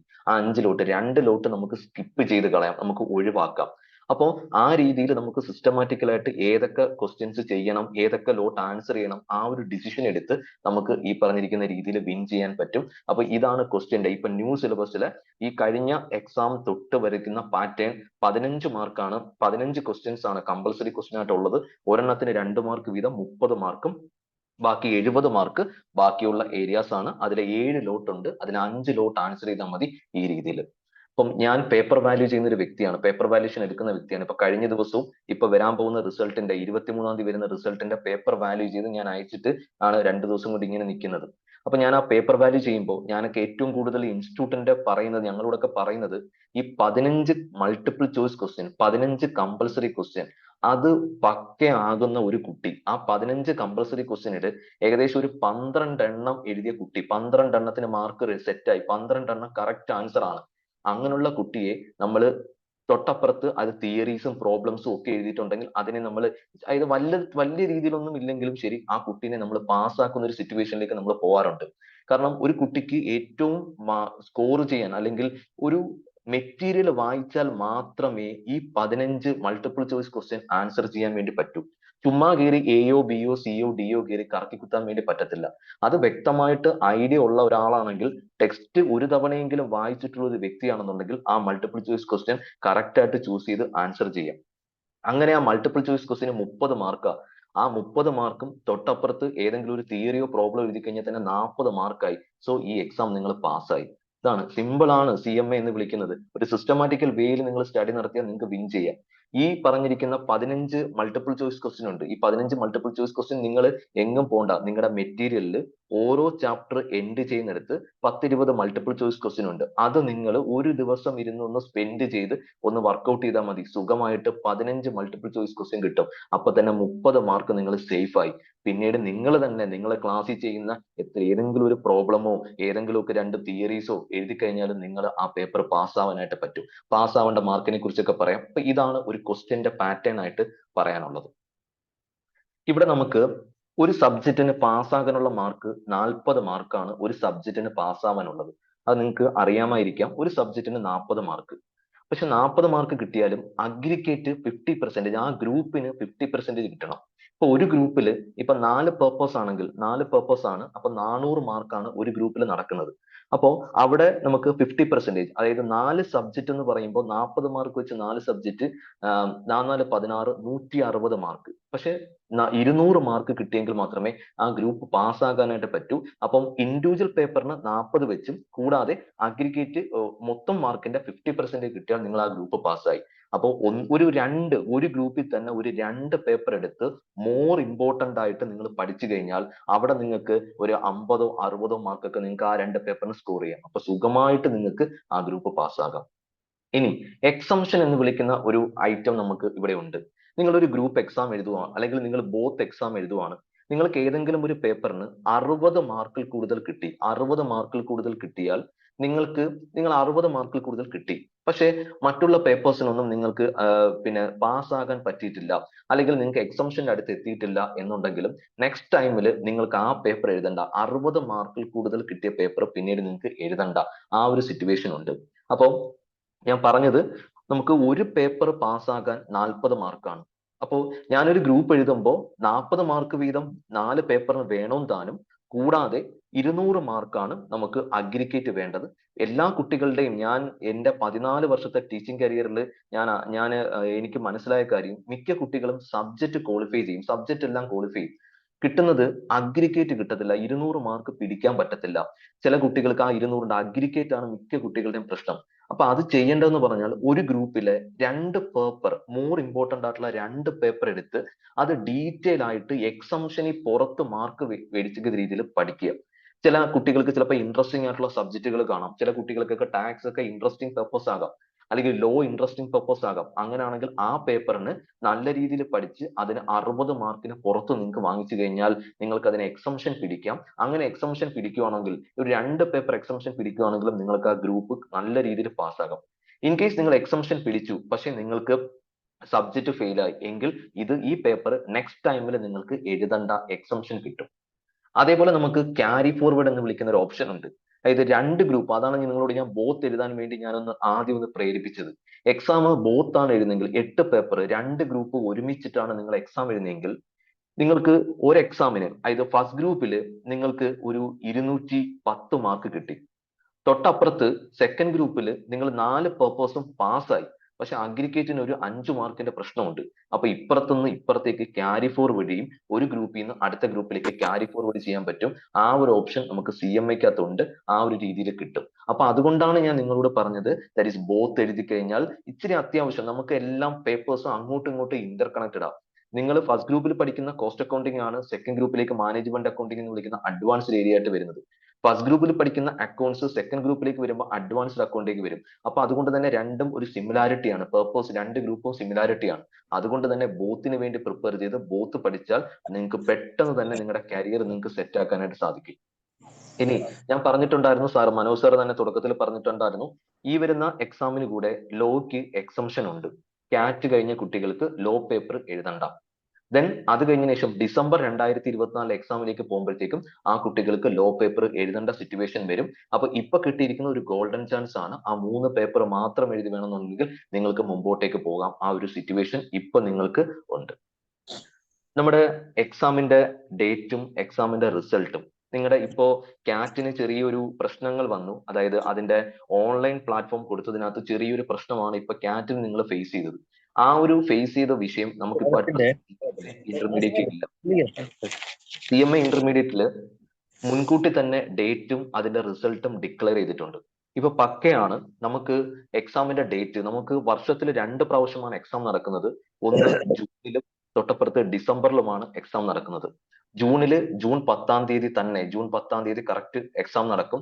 ഡിസംബറിൽ ഡിസംബർ 10-ാം തീയതി, ജൂൺ 10-ാം തീയതി തൊട്ട് ജൂൺ 17-ാം തീയതി വരെയും, ഡിസംബറിൽ ഡിസംബർ 10-ാം തീയതി തൊട്ട് ഡിസംബർ 17-ാം തീയതി വരെയാണ് എക്സാം നടക്കുക.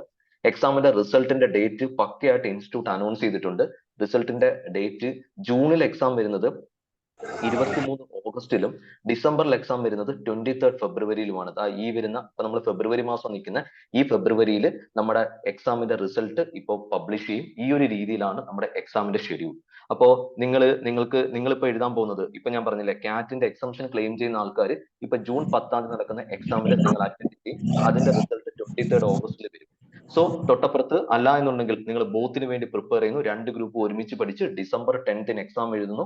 അതിന്റെ റിസൾട്ട് 23 ഫെബ്രുവരിയിൽ വരും. ഇതാണ് എക്സാമിന്റെ ഡേറ്റും എക്സാമിന്റെ റിസൾട്ട് വരുന്ന പക്ക ഡേറ്റും. ഇത് നമുക്ക് ഓഫ്ലൈൻ എക്സാം ആണ്, ഓൺലൈൻ ഒന്നും അല്ല, ഓഫ്ലൈൻ ആണ്.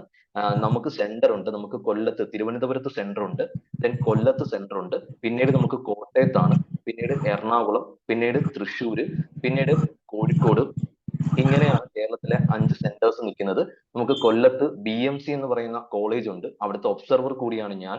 സോ അവിടെയാണ് നമുക്ക് സെന്റർ ആയിട്ട് നമുക്ക് അലോട്ട് ചെയ്തിരിക്കുന്നത്. നമുക്ക് ഓഫ്ലൈൻ എക്സാം ആണ്. ഇനി ഇതിന്റെ കരിയറിനെ കുറിച്ചിട്ടാണ് എനിക്കൊന്ന് സംസാരിക്കേണ്ടത്. മിക്ക ആൾക്കാരും ഈ CA ഫൗണ്ടേഷന് പോയിട്ട് കിട്ടാതെ CMA-ക്ക് വരുന്ന കുട്ടികളെ സംബന്ധിച്ച് അവർക്ക് ചെറിയൊരു ഡൗട്ട് ഉണ്ട്. CMA-ക്ക് എന്ത് ഇതാണ് ഉള്ളത്, അല്ലെങ്കിൽ CMA എന്ന് പറയുന്ന കോഴ്സിന് പോയി കഴിഞ്ഞാൽ എന്തൊക്കെ നമുക്ക് വിൻ ചെയ്യാൻ പറ്റും, എന്തൊക്കെ കരിയർ ഓപ്പർച്യൂണിറ്റീസ് ഉണ്ട് എന്ന് ചിലർക്കൊരു ഡൗട്ട് ഉണ്ട്.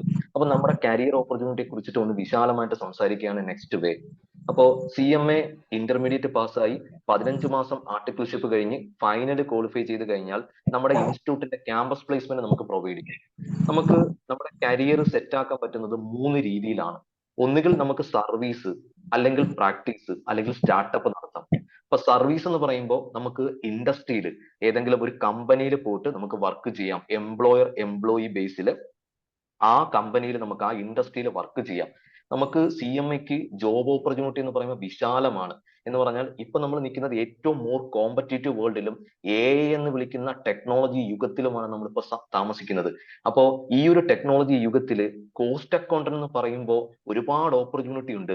അതായത് ഈ പല മേഖലയിൽ, അതായത് ഇൻവെസ്റ്റ്മെന്റ് ഡിസിഷൻ, പല കമ്പനീസ് ഇൻവെസ്റ്റ്മെന്റ് ഡിസിഷന് വേണ്ടിയിട്ട് നമ്മളെ സെലക്ട് ചെയ്യാറുണ്ട്. ബഡ്ജറ്റിന്റെ പ്രിപ്പറേഷന് വേണ്ടി, അതേപോലെ പെർഫോമൻസ് അനാലിസിസിന് വേണ്ടി, ഫിനാൻഷ്യൽ അനാലിസിസിനൊക്കെ ഇതിനൊക്കെ വേണ്ടിയിട്ട് ഇപ്പോ എല്ലാ ഇൻഡസ്ട്രിയും CMA ഒരുപാട് വിളിക്കുന്നുണ്ട്, ഒരുപാട് രീതിയിൽ. കാരണം നല്ല രീതിയിൽ ക്യാമ്പസ് പ്ലേസ്മെന്റ് ഇപ്പൊ നമുക്ക് പ്ലേസ്മെന്റ് നമുക്ക് കിട്ടുന്നുണ്ട്.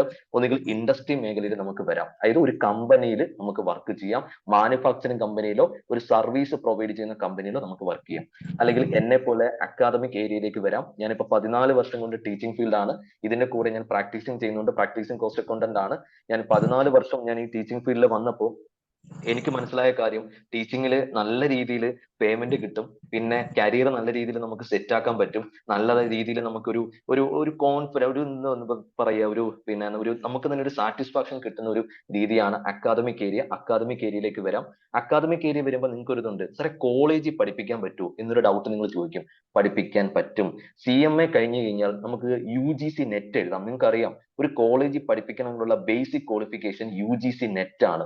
അതായത് UGC ഗൈഡൻസ് വന്നിട്ടുണ്ട്. ഒരു കോളേജിൽ പഠിപ്പിക്കണമെങ്കിൽ, അസിസ്റ്റന്റ് പ്രൊഫസറായിട്ട് പഠിപ്പിക്കണമെങ്കിൽ UGC നെറ്റ് വേണം. ആ UGC നെറ്റ് എഴുതാൻ CMA എന്ന് പറയുന്ന കോഴ്സ് പാസ്സായ UGC നെറ്റ് എഴുതാം. അപ്പൊ ആ രീതിയിൽ നിങ്ങൾക്ക് PhD എടുത്ത് പോവാം. എനിക്ക് ആ രീതിയിൽ ചെയ്യാനായിട്ട് പറ്റും. അല്ലെങ്കിൽ പിന്നെ ഞാൻ എന്നെ പോലെ പ്രാക്ടീസിങ്, ഞാൻ 2019 പ്രാക്ടീസിങ് സ്റ്റാർട്ട് ചെയ്തിട്ടുണ്ട്. അതേപോലെ പ്രാക്ടീസിങ് ചെയ്യാൻ വേണ്ടി പറ്റും, പ്രാക്ടീസിങ് മേഖലയിൽ പോകാൻ പറ്റും. അല്ലെങ്കിൽ നമുക്ക് പുതിയ സ്റ്റാർട്ടപ്പിലേക്ക് പോവാം. പുതിയ നല്ല രീതിയിലുള്ള സ്റ്റാർട്ടപ്പ് നമുക്ക് ചെയ്യാം. നിങ്ങൾക്ക് ഇപ്പൊ തന്നെ കണ്ടിട്ടുണ്ടായിരിക്കാം, മലപ്പുറത്ത് ഒരു പുതിയ കുറച്ചു പേര് ചേർന്നിട്ട് ഒരു എഡ്യൂക്കേഷൻ സ്റ്റാർട്ട് ചെയ്തു. നമ്മുടെ ഫിനാൻസ് മിനിസ്റ്റർ തന്നെ, നിർമ്മല സീതാരാമൻ തന്നെ അവരെ പ്രശംസിക്കുന്ന രീതിയിലൊക്കെ വന്നിട്ടുണ്ട്. അപ്പൊ ആ സ്റ്റാർട്ടപ്പിലേക്ക് നിങ്ങൾക്ക് പോവാം. നമ്മുടെ കോഴ്സിൽ ക്യാമ്പസ് പ്ലേസ്മെന്റ് നമ്മുടെ ഇൻസ്റ്റിറ്റ്യൂട്ട് പ്രൊവൈഡ് ചെയ്യും. ക്യാമ്പസ് പ്ലേസ്മെന്റ് നമുക്ക് പാസ് ഔട്ട് ആയി കഴിഞ്ഞാൽ സാർ ഒരു മിനിറ്റ്, ഓക്കെ, ബിബോ എന്ന് പറയാം, മ്യൂട്ട് ചെയ്യാമോ? എനിക്കത് സാർ ഹോസ്റ്റ് ആയതുകൊണ്ട് എനിക്കത് പറ്റില്ല, അറിയാണ്ട് അതിൽ നിന്ന് സംസാരിക്കുന്നുണ്ട്. ബിബോ ഓക്കെ സാർ. നമുക്ക് ക്യാമ്പസ് പ്ലേസ്മെന്റ് ആണ് പിന്നീട് പ്രൊവൈഡ് ചെയ്യുക. നമുക്ക് ഫൈനൽ ക്വാളിഫൈ ചെയ്ത് കഴിഞ്ഞാൽ നമുക്ക് SIRC-യിലേക്ക് ക്യാമ്പസ് പ്ലേസ്മെന്റ് പോകാൻ പറ്റും. ക്യാമ്പസ് പ്ലേസ്മെന്റ് എന്ന് പറയുമ്പോൾ, ഹലോ,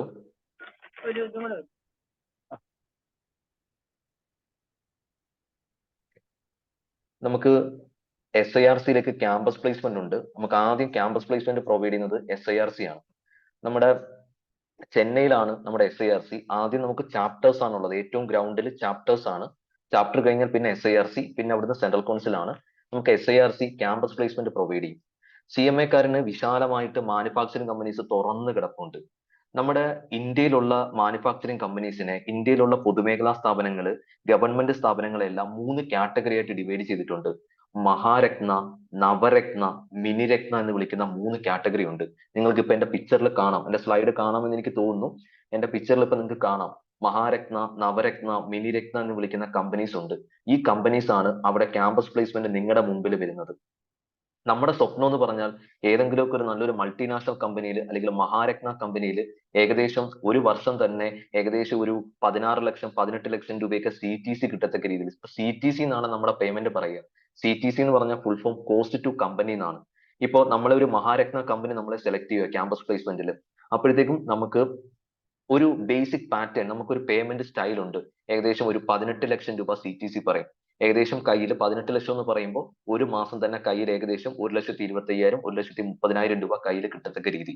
അപ്പൊ അവിടെ ക്യാമ്പസ് പ്ലേസ്മെന്റ് വരുന്ന കമ്പനി മഹാരത്ന, നവരത്ന, മിനിരത്ന എന്ന് വിളിക്കുന്ന കാറ്റഗറിയാണ്. CTC കോസ്റ്റ് ടു കമ്പനി, അതാ പറഞ്ഞത്.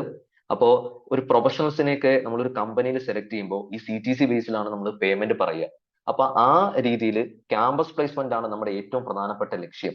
IIT-ന്ന് ഒരു സെന്റ് ഗോബൈൻ ക്ലാസ്സസ്, IIT-ൽ ഞാൻ ഫൈനൽ പഠിപ്പിച്ച ഒരു കുട്ടിയുണ്ട്.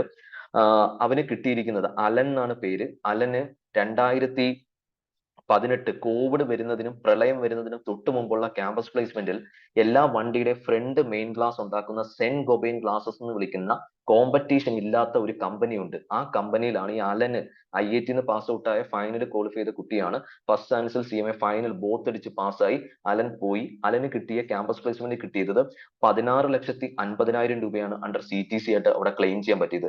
എങ്ങനെ പോയാലും മാസം ഒരു ഏകദേശം 1,10 1,20 അടുപ്പിച്ചൊക്കെ നമുക്ക് കിട്ടും. അപ്പൊ ക്യാമ്പസ് പ്ലേസ്മെന്റ് ആണ് നമ്മുടെ ഏറ്റവും പ്രധാനപ്പെട്ട ലക്ഷ്യം. അവിടെ ഏതെങ്കിലുമൊക്കെ കമ്പനി, ഞാനിപ്പോ പിക്ചറിൽ കാണിക്കുന്ന കമ്പനിയൊക്കെ നിങ്ങൾക്ക് ഫെമിലിയർ ആയിരിക്കും. സെയിൽ ഉണ്ട്, ONGC ഉണ്ട്, ബെൽ ഉണ്ട്, ഭാരത് പെട്രോളിയം ഉണ്ട്, ഇങ്ങനെ കുറെ കമ്പനീസ് ഉണ്ട്. അല്ലാതെ നമ്മുടെ നാട്ടിൽ കിടക്കുന്ന ഏതെങ്കിലും ഒരു പൊതുമേഖലാ സ്ഥാപനത്തിൽ പോയിരിക്കാനോ, നമ്മുടെ നാട്ടിലെ ഏതെങ്കിലും ഒരു പ്രൈവറ്റ് കമ്പനി പോയിരിക്കാനോ, നമ്മുടെ നാട്ടിലെ ഏതെങ്കിലും ഒരു സൂപ്പർ മാർക്കറ്റിൽ പോയിരിക്കാനോ ഒന്നും അല്ല നമ്മൾ ഈ CMA പഠിക്കുക. നമ്മുടെ ഏറ്റവും മെയിൻ എയിം ഈ പറഞ്ഞിരിക്കുന്ന മഹാരത്ന, നവരത്ന, മിനിരത്ന ഈ കാറ്റഗറീസ് ഓഫ് കമ്പനിയിലാണ് നമ്മുടെ പ്രധാനപ്പെട്ട എയിം. അതിലേക്കാണ് നമ്മൾ പോകേണ്ടത്. ഇപ്പം IIT നിന്നൊക്കെ പാസ് ഔട്ട് ആവുന്ന ഒരുപാട് കുട്ടികൾ പല സ്ഥലങ്ങളിൽ NTPC-യിലൊക്കെ ഒരുപാട് സ്റ്റുഡൻസ്, എന്റെ തന്നെ സ്റ്റുഡൻസ് ഒക്കെ ഇരിപ്പുണ്ട്.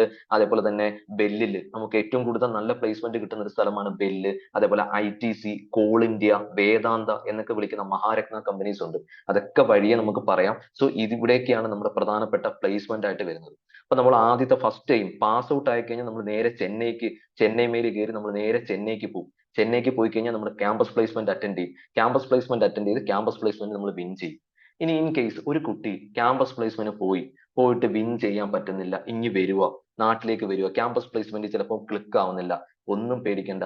നമ്മുടെ നാട്ടിൽ വിശാലമായിട്ട് നമ്മുടെ നാട്ടിൽ ഓപ്പർച്യൂണിറ്റി തുറന്നു കിടപ്പുണ്ട്. 2 സ്ഥാപനങ്ങൾ, ഒന്ന് കേരള PSC, തൊട്ടപ്പുറത്ത് സെന്റർ ഫോർ മാനേജ്മെന്റ് ഡെവലപ്മെന്റ്. ഞാന് നിങ്ങളോട് പറയുകയാണെങ്കിൽ നിങ്ങൾ കേരള PSC എഴുതരുത്. ദയവ് ചെയ്ത് നിങ്ങൾ കേരള PSC എക്സാം എഴുതരുത്. കാരണം PSC എക്സാം എന്ന് പറയുമ്പോൾ അവിടെ ഡെഡിക്കേറ്റഡ് ആയി നിൽക്കുന്ന കുറെ കുട്ടികളുണ്ട്. ഞാൻ പറയുന്നതിന്റെ മീനിങ് നിങ്ങൾ നോക്കണം. അവിടെ ഡെഡിക്കേറ്റ് ചെയ്ത് പഠിക്കുന്ന കുറെ കുട്ടികളുണ്ട്. അല്ലെങ്കിൽ മെന്റൽ എബിലിറ്റിയും റീസണിങ്ങും ഈ പറഞ്ഞ മൊത്തവും കാര്യങ്ങളും പഠിക്കുന്ന ഒരു വിഭാഗം തൊട്ടപ്പുറത്ത് നിൽപ്പുണ്ട്. നമ്മൾ പ്രൊഫഷണൽസ് ആണ്. നമ്മൾ കേരളത്തിലെ ഏതെങ്കിലും ഒരു പൊതുമേഖലാ സ്ഥാപനത്തിൽ PSC ഒക്കെ എക്സാം ഒക്കെ എഴുതി വന്നു കഴിഞ്ഞാൽ നമ്മളെ ഈ പൊളിറ്റിക്കൽ പാർട്ടീസും രാഷ്ട്രീയ നേതാക്കളൊക്കെ ഇങ്ങനെ ഇട്ട് അടിച്ചുകൊണ്ടിരിക്കും. അപ്പോൾ നമുക്ക് പോകാൻ പറ്റുന്ന മറ്റൊരു സ്ഥലമുണ്ട്. ഇതാണ് നമ്മുടെ aim, that is UPSC, staff selection കമ്മീഷന്റെ എക്സാം. നിങ്ങൾ CMA ക്വാളിഫൈ ചെയ്താൽ, ഇപ്പൊ ഞാൻ കണ്ടിരിക്കുന്നതെന്ന് പറഞ്ഞാൽ ഞാൻ CMA പാസ് ആവുന്നത് 22ാമത്തെ വയസ്സിലാണ്. ഞാൻ CMA ക്വാളിഫൈ ചെയ്യുന്നത്. 23ാമത്തെ വയസ്സിൽ ഞാൻ ജോലിക്ക് ജോയിൻ ചെയ്തു. ഞാൻ ഇപ്പൊ കാണുമ്പോൾ റീസെന്റ് ആയിട്ട് ഞാൻ പഠിപ്പിച്ച ഒരു കുട്ടി 19ാമത്തെ വയസ്സിൽ CMA ക്വാളിഫൈ ചെയ്തു. 19ാമത്തെ വയസ്സിലാണ് ആ കുട്ടി ക്വാളിഫൈ ചെയ്യുന്നത്. അപ്പൊ 19ാമത്തെ വയസ്സിൽ ഇതേപോലെ നിങ്ങളെ പോലെ കാറ്റ് കഴിഞ്ഞതിന് ശേഷം ഇന്റർമീഡിയറ്റ് വന്നു. ഫസ്റ്റ് ചാൻസ് ഇന്റർമീഡിയറ്റ് ക്വാളിഫൈ ചെയ്തു, അടുത്ത ഫൈനൽ ക്വാളിഫൈ ചെയ്തു. ദെൻ അതിനുശേഷം ആ കുട്ടി ക്യാമ്പസ് പ്ലേസ്മെന്റ് പോയി. ക്യാമ്പസ് പ്ലേസ്മെന്റ് പോകാനായിട്ട് എന്നെ തലേന്ന് വിളിച്ചിട്ട് പറഞ്ഞു, സാറേ ക്യാമ്പസ് പ്ലേസ്മെന്റ് പോവാ. അപ്പൊ ഞാൻ ആ കുട്ടിയോട് പറഞ്ഞത്, പോയാലും ആരും ഒരു കമ്പനി സെലക്ട് ചെയ്ത കമ്പനിയിൽ കയറണ്ട എന്നാണ് ഞാൻ ആ കുട്ടിയോട് പറഞ്ഞത്. കാരണം 19 വയസ്സേ ഉള്ളൂ. ആ കുട്ടി വന്ന്, ഞാൻ അവളോട് പറഞ്ഞ ഉപദേശം എന്ന് പറഞ്ഞാൽ, നീ നേരെ വന്ന് വീട്ടിൽ ഇരുന്ന് UPSC-യുടെ എക്സാമിന് വേണ്ടി പ്രിപ്പയർ ചെയ്യുക. സ്റ്റാഫ് സെലക്ഷൻ കമ്മീഷന്റെ എക്സാമിന് വേണ്ടി പ്രിപ്പയർ ചെയ്യുക. സ്റ്റാഫ് സെലക്ഷൻ കമ്മീഷന്റെ എക്സാമിന് വേണ്ടി പ്രിപ്പയർ ചെയ്താൽ നിങ്ങളുടെ ജോബ് ഓപ്പർച്യൂണിറ്റി പോകാൻ പോകുന്നത് സ്റ്റാഫ് സെലക്ഷൻ കമ്മീഷന്റെ UPSC നടത്തുന്ന, സെൻട്രൽ ഗവൺമെന്റ് നടത്തുന്ന എക്സാം പാസ്സായി കഴിഞ്ഞാൽ നിങ്ങൾക്ക് പോകാൻ പറ്റുന്നത് ഒന്നാമത്തെ option controller and auditor general of ഇന്ത്യയിലെ ഓഡിറ്റർ പൊസിഷനിലേക്ക്, CAG ഓഡിറ്റർ. ഏറ്റവും ടോപ്പ് ലെവലിൽ വരുന്ന ഓഡിറ്റ് CAG ഓഡിറ്റ് ആണ്. അതിലെ ഓഡിറ്റർ ആകാൻ പറ്റും. മറ്റൊരു ഏരിയ എന്ന് പറഞ്ഞാൽ ഇൻകം ടാക്സ് ഓഫീസർ ആകാൻ പറ്റും. മറ്റൊരു ഓപ്ഷൻ GST-യുടെ സെൻട്രൽ ഓഫീസർ ആകാൻ പറ്റും. ഇത് കൂടാതെ തന്നെ ഗവൺമെന്റ് മിനിസ്ട്രീസിന്റെ അണ്ടർ സെക്രട്ടറി വരെ നിങ്ങൾക്ക് പോകാനായിട്ട് പറ്റും. അതേപോലെ ഇന്ത്യൻ റവന്യൂ സർവീസിൽ കയറാൻ പറ്റും. ഇങ്ങനെയുള്ള ഓപ്പർച്യൂണിറ്റി എല്ലാം ഈ UPSC എക്സാമിന് ഉണ്ട്. അതുകൊണ്ട് എനിക്ക് ഈ കാറ്റ് പാസ്സായ കുട്ടികൾ എനിക്ക് പറയാനുള്ള ഏറ്റവും പ്രധാനപ്പെട്ട ഒരു ഉപദേശമാണ്, നിങ്ങൾ 19 വയസ്സിൽ 20 വയസ്സിൽ നിങ്ങൾ പാസ്സായി കഴിഞ്ഞാൽ നിങ്ങൾ UPSC-യുടെ എക്സാമിന് വേണ്ടി ഒന്ന് ട്രൈ ചെയ്യണം. കിട്ടിക്കഴിഞ്ഞാൽ നിങ്ങളുടെ ലൈഫ് സെറ്റായി. നിങ്ങൾക്ക് ഇൻകം ടാക്സ് ഓഫീസർ ആയിട്ട് നിൽക്കാം, അല്ലെങ്കിൽ നിങ്ങൾക്ക് GST ഓഫീസറായിട്ട് നിൽക്കാം, അല്ലെങ്കിൽ സെൻട്രൽ ഗവൺമെന്റിന്റെ ഏതെങ്കിലും ഒരു മിനിസ്ട്രീസിൽ അണ്ടർ സെക്രട്ടറിയുടെ പവറിൽ നിങ്ങൾക്ക് വരാനായിട്ട് പറ്റും. പല മിനിസ്ട്രീസിലും പല ഗവൺമെന്റ് ഓഫീസിലും നിങ്ങൾക്ക് വർക്ക് ചെയ്യാൻ പറ്റും. അതേസമയം നിങ്ങൾ കേരള PSC എഴുതണ്ടെന്നൊന്നും ഞാൻ പറയുന്നില്ല. കേരള PSC എഴുതുന്നവർക്ക് എഴുതാം, എഴുതുന്നതുകൊണ്ട് ഒരു കുഴപ്പവുമില്ല. കേരള PSC എഴുതാം. പക്ഷെ കേരള PSC എഴുതുമ്പോൾ നമ്മുടെ നാട്ടിൽ നമ്മൾ ചുരുങ്ങിപ്പോകും. നമ്മുടെ നാട്ടിൽ ഏതെങ്കിലും പൊതുമേഖലാ സ്ഥാപനത്തിലോ ഏതെങ്കിലും ഒരു ഓഫീസിലോ ചുരുങ്ങിപ്പോകും. അങ്ങനെ ചുരുങ്ങിപ്പോകേണ്ടവരല്ല CMA ക്വാളിഫൈ ചെയ്യുന്ന ഒരു പ്രൊഫഷണൽ. അയാൾ പോകേണ്ടത് ഒരു ബിഗ് തലത്തിലേക്കാണ്. അപ്പൊ അതുകൊണ്ട് തന്നെ നിങ്ങൾ UPSC-യുടെ എക്സാം ഫോക്കസ് ചെയ്യുക. തൊട്ടപ്പുറത്ത് നിങ്ങൾക്ക് കേരളത്തിൽ നിങ്ങൾക്ക് ജോലി വേണം, നിങ്ങൾക്ക് കേരള PSC-യുടെ എക്സാം നിങ്ങൾക്ക് എഴുതാൻ പറ്റുന്നില്ല, അവിടുത്തെ മെന്റൽ എബിലിറ്റിയും റീസണിങ്ങും ഒന്നും നിങ്ങൾക്ക് പറ്റുന്നില്ലെങ്കിൽ നിങ്ങൾക്ക് ഞാൻ ഒരു ഓപ്ഷൻ സെലക്ട് ചെയ്ത് തരാം. ഞാൻ ഒരു ബിൽഡിങ്ങിന്റെ പിക്ചർ അവിടെ ഇട്ടിട്ടുണ്ട്. സ്ഥാപനത്തിന്റെ പേര് സെന്റർ ഫോർ മാനേജ്മെന്റ് ഡെവലപ്മെന്റ് എന്നാണ് സ്ഥാപനത്തിന്റെ പേര്. തിരുവനന്തപുരത്ത് നമ്മുടെ തമ്പാനൂർ KSRT സ്റ്റാൻഡിന്റെ കുറച്ച് മുകൾ ഭാഗത്തേക്കാണ് ഈ ബിൽഡിംഗ് നിൽക്കുന്നത്. Centre for management development, CMD എന്നാണ് സൈറ്റിന്റെ പേര്. CMD നിങ്ങൾ ഇപ്പൊ തന്നെ നിങ്ങൾക്ക് ഇത് കഴിഞ്ഞതിന് ശേഷം നിങ്ങളൊന്ന് നോക്കിയത് cmd.org.in എന്ന് പറഞ്ഞ സൈറ്റിലേക്ക് നിങ്ങൾ ഒന്ന് കയറി നോക്കിയാൽ മതി. അവിടെ നിങ്ങൾക്ക് ഇത് വരും. അവിടെ ഓരോ കമ്പനിയിലും നടക്കുന്ന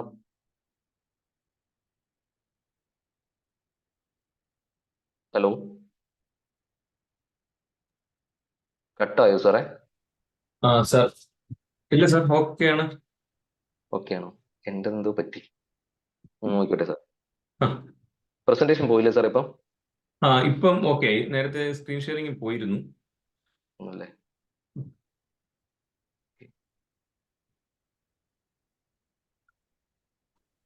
റീസെന്റ് ആയിട്ട് ഇത്ര പോയാ. ഒരു മിനിറ്റ് സാറേ. Okay sir.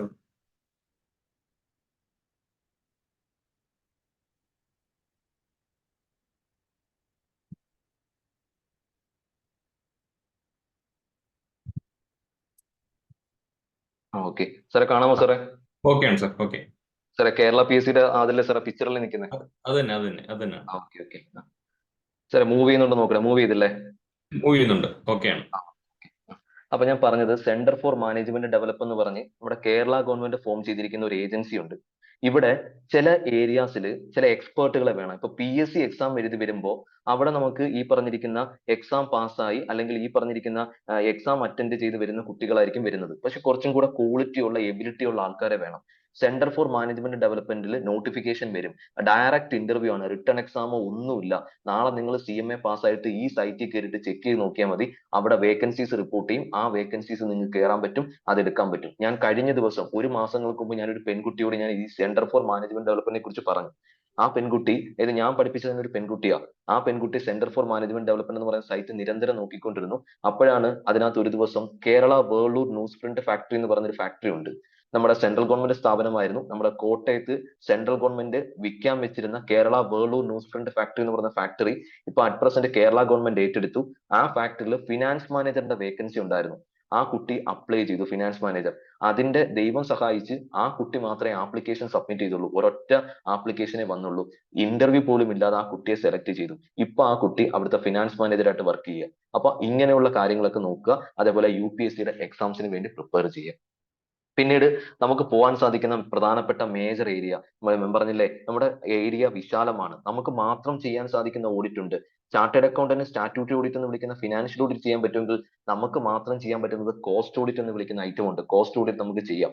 അതേപോലെ തന്നെ കോസ്റ്റ് അക്കൗണ്ടന്റ് ആയിട്ടും ബിസിനസ് അനലിസ്റ്റ് ആയിട്ടും അങ്ങനെ പല രീതിയിൽ നമുക്ക് പറയാം. ഈ പറഞ്ഞിരിക്കുന്ന ഞാനിപ്പോ കാണിച്ചിരിക്കുന്ന രീതിയിലെല്ലാം നമുക്ക് പെർഫോം ചെയ്യാനായിട്ട് പറ്റും. പിന്നെ നമുക്ക് Indian coast accounting service administration മേഖലയിൽ വരുവാണെങ്കിൽ Indian coast accounting service, Indian revenue service, Indian economic service, ഇങ്ങനെ പറയുന്ന നമ്മുടെ സെൻട്രൽ ഗവൺമെന്റിന്റെ ഏരിയയിലേക്ക് പോവാം. സ്റ്റേറ്റ് ഗവൺമെന്റ് ഒതുങ്ങി നിൽക്കാതെ സെൻട്രൽ ഗവൺമെന്റ് ഏരിയയിലേക്ക് പോവാം. ആ രീതിയിലേക്ക് നമുക്ക് മുമ്പോട്ടേക്ക് പോവാം. ഇനി നമ്മുടെ റോള് നമുക്ക് കോസ്റ്റ് ഓഡിറ്റർ ആകാൻ പറ്റും. At present internal auditor. Internal ഓഡിറ്ററിന്റെ 3 ക്വാളിഫിക്കേഷൻ. ആർക്കൊക്കെ ഇന്റേണൽ ഓഡിറ്റർ ആകാന്ന് പറഞ്ഞാൽ ചാർട്ടേഡ് അക്കൗണ്ടന്റ് ആകാം, തൊട്ടപ്പുറത്ത് കോസ്റ്റ് അക്കൗണ്ടന്റ് ആകാം. ഇതല്ലാതെ കമ്പനിക്കകത്ത് ഒരു പേഴ്സൺ, എക്സ്പീരിയൻസ്ഡ് ആയിട്ടുള്ള പേഴ്സൺ പറ്റാം. ഇതേപോലെ നമുക്ക് GSTക്ക് അകത്ത് നമുക്ക് ചെയ്യാൻ പറ്റും.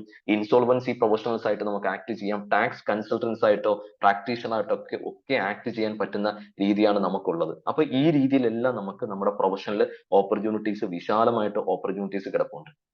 ഞാൻ പറഞ്ഞു CMA ക്വാളിഫൈ ചെയ്താൽ UGC നെറ്റിന്റെ എക്സാംസിന് വേണ്ടി നമുക്ക് അറ്റൻഡ് ചെയ്യാം. UGC നെറ്റിന്റെ എക്സാം നമുക്ക് പ്രിപ്പയർ ചെയ്യാം. UGC നെറ്റ് എക്സാം എഴുതാം. അത് നമുക്ക് വന്നിരിക്കുന്ന മറ്റൊരു ഗോൾഡൻ ഓപ്പർച്യൂണിറ്റി ആണ്. UGC നെറ്റിന്റെ എക്സാം എഴുതിയതിനു ശേഷം നിങ്ങൾക്ക് ഏതെങ്കിലും കോളേജിൽ അസിസ്റ്റന്റ് പ്രൊഫസറായിട്ട് ജോയിൻ ചെയ്യാനായിട്ട് നിങ്ങൾക്ക് സാധിക്കും. നമുക്ക് നമ്മുടെ CMA പല ഏജൻസിയുമായിട്ടും പല പ്രൊഫഷണൽ ബോഡിയുമായിട്ടും ഇപ്പൊ ടൈപ്പ് ഉണ്ട്. നിങ്ങൾ നാളെ കാനഡയ്ക്ക് പോവാണ്. ഇപ്പം ഇതിനകത്ത് ഇപ്പം നമ്മുടെ നാട്ടിലൊക്കെ കൂടുതൽ പേരും നമ്മള് ഇപ്പൊ എന്താ കാനഡയ്ക്കൊക്കെ പോകുന്നത്. നമ്മുടെ നാട് ഇപ്പൊ ആർക്കും വേണ്ട, എല്ലാവർക്കും വിദേശം മതി. അപ്പൊ കാനഡയ്ക്ക് പോകുന്ന കുട്ടികളുണ്ട്. ഇപ്പം എനിക്ക് എങ്ങനെ പോയാലും ഞാൻ എന്റെ ഓഫീസിൽ മാസത്തിൽ ഒരു 10 നെറ്റ്വർത്ത് സർട്ടിഫിക്കറ്റ് ഞാൻ പ്രിപ്പയർ ചെയ്യും. കാനഡയ്ക്ക് പോകാനായിട്ടുള്ള സർട്ടിഫിക്കറ്റ് ആണ് നെറ്റ്വർത്ത് സർട്ടിഫിക്കറ്റ്. ആ സർട്ടിഫിക്കറ്റ് ഒരു 10 പേർക്കെങ്കിലും ഞാൻ പ്രിപ്പയർ ചെയ്ത് കൊടുക്കും. അപ്പോൾ കാനഡയിൽ നമുക്ക് പോകാൻ പറ്റും. കാനഡയിൽ പോകുമ്പോൾ നമുക്ക് ഇന്ത്യൻ CMA അവിടെ വാലിഡിറ്റി ഉണ്ട്. ഇനി അതുമല്ല എങ്കിൽ ഇന്ത്യൻ CMA വെച്ചിട്ട് നമുക്ക് CPAക്ക് നമുക്ക് അപ്ലൈ ചെയ്യാം. കാനഡയിലെ CPAക്ക് അപ്ലൈ ചെയ്യാം. ഇപ്പൊ അപ്രൂവ്ഡ് ആണ്. ജസ്റ്റ് മെമ്പർഷിപ്പ് മാത്രം എടുത്താൽ മതി. നാളെ നിങ്ങൾ ഓസ്ട്രേലിയയിൽ പോവാ, ഇന്ത്യൻ CMA ഓസ്ട്രേലിയൻ CPAയുമായിട്ട് ടൈപ്പ് ഉണ്ട്. നമുക്ക് ആ രീതിയിൽ നമുക്ക് മെമ്പർഷിപ്പ് എടുത്താൽ മാത്രം മതി. ആ രീതിയിൽ ചെയ്യാം. അതേപോലെ നമുക്ക് CMA UK നമുക്ക് ടൈപ്പ് ഉണ്ട്. അങ്ങനെ പല ഇതുമായിട്ടും. അതേപോലെ തന്നെ നമുക്ക് ഇവിടെ ACCA നമുക്ക് എഴുതാൻ പറ്റും, പേപ്പർ എക്സംഷൻ ഉണ്ട്. അതേപോലെ CS എഴുതാൻ പറ്റും, അതിന് പേപ്പർ എക്സംഷൻ ഉണ്ട്. അങ്ങനെ പല പല പ്രൊഫഷണൽ ബോഡിയുമായിട്ട് നമ്മുടെ ഇൻസ്റ്റിറ്റ്യൂട്ട് ടൈപ്പ് ഉണ്ട്. ഇതാണ് നമ്മുടെ ഇൻസ്റ്റിറ്റ്യൂട്ടിന്റെ ഒരു ഓവറോൾ ഒരു വ്യൂ ആയിട്ട് നിങ്ങളോട് പറയാനുള്ളത്. ഇനി കുറച്ച് കാര്യങ്ങൾ നിങ്ങളോടൊന്ന് ഷെയർ ചെയ്യാനുണ്ട്. ഫേസ് ടു ഫേസ് നിങ്ങളുടെ ഡൗട്ടും കാര്യങ്ങളൊക്കെ ഒന്ന് ഷെയർ ചെയ്യാനായിട്ടാണ്. അപ്പൊ അതൊക്കെ ഒന്ന് സംസാരിക്കാം. ഒരു ഫേസ് ടു ഫേസ് ഒന്ന് ഇരുന്ന് നമുക്കൊന്ന് സംസാരിക്കാം. ആ കാര്യങ്ങളൊന്ന് പറയാം. ഇപ്പോ ഞാൻ പറഞ്ഞു, അപ്പം CMA കുറിച്ച് ഒരു ഓവറോൾ നിങ്ങൾക്ക് ഒരു കാര്യങ്ങളൊന്ന് പറഞ്ഞു. ഒരുപാട് ഞാൻ സബ്ജക്റ്റിനെ കുറിച്ചൊക്കെ ഇൻഡെപ്ത് ആയി പോയി കഴിഞ്ഞാൽ നിങ്ങൾക്ക് പെട്ടെന്ന് നിങ്ങൾക്ക് അത് ക്ലിയർ കട്ട് ആവത്തില്ല. അപ്പൊ അതുകൊണ്ടാണ് ഞാൻ ഒരു ഡീറ്റെയിൽ ആയിട്ട് ഞാൻ പോവാതിരുന്നത്. അപ്പോ നമുക്കിവിടെ എങ്ങനെയാണ് എന്നുള്ള കാര്യങ്ങളൊക്കെയാണ് ഇനി ഞാൻ അങ്ങോട്ട് സംസാരിക്കുന്നത്. ഇപ്പോ ഈ ഒരു കോഴ്സ് ഇപ്പൊ പലർക്കും ഡൗട്ട് ഉണ്ട്, ചിലപ്പോൾ ഇത് പഠിക്കാൻ ബുദ്ധിമുട്ടാണ്, അല്ലെങ്കിൽ മുമ്പോട്ട് കൊണ്ടുപോകാൻ പറ്റത്തില്ല എന്നൊക്കെ ബുദ്ധിമുട്ടുള്ള ആൾക്കാരുണ്ട്. ഇപ്പൊ നിങ്ങൾ ഒറ്റ കാര്യം ആലോചിച്ചാൽ മതി. ഇപ്പം ഞാനെന്ന് പറയുന്ന പേഴ്സൺ ഇവിടെ നിങ്ങളുടെ മുമ്പിൽ ഇരിക്കുവാണ്. അപ്പൊ എന്റെ ശരീരത്തോടുന്ന ബ്ലഡും നിങ്ങളുടെ ശരീരത്തോടുന്ന ബ്ലഡും ഒരേ രീതിയാണ്. അതിന് ചില ഗ്രൂപ്പിന്റെ വ്യത്യാസം മാത്രമേ ഉള്ളൂ.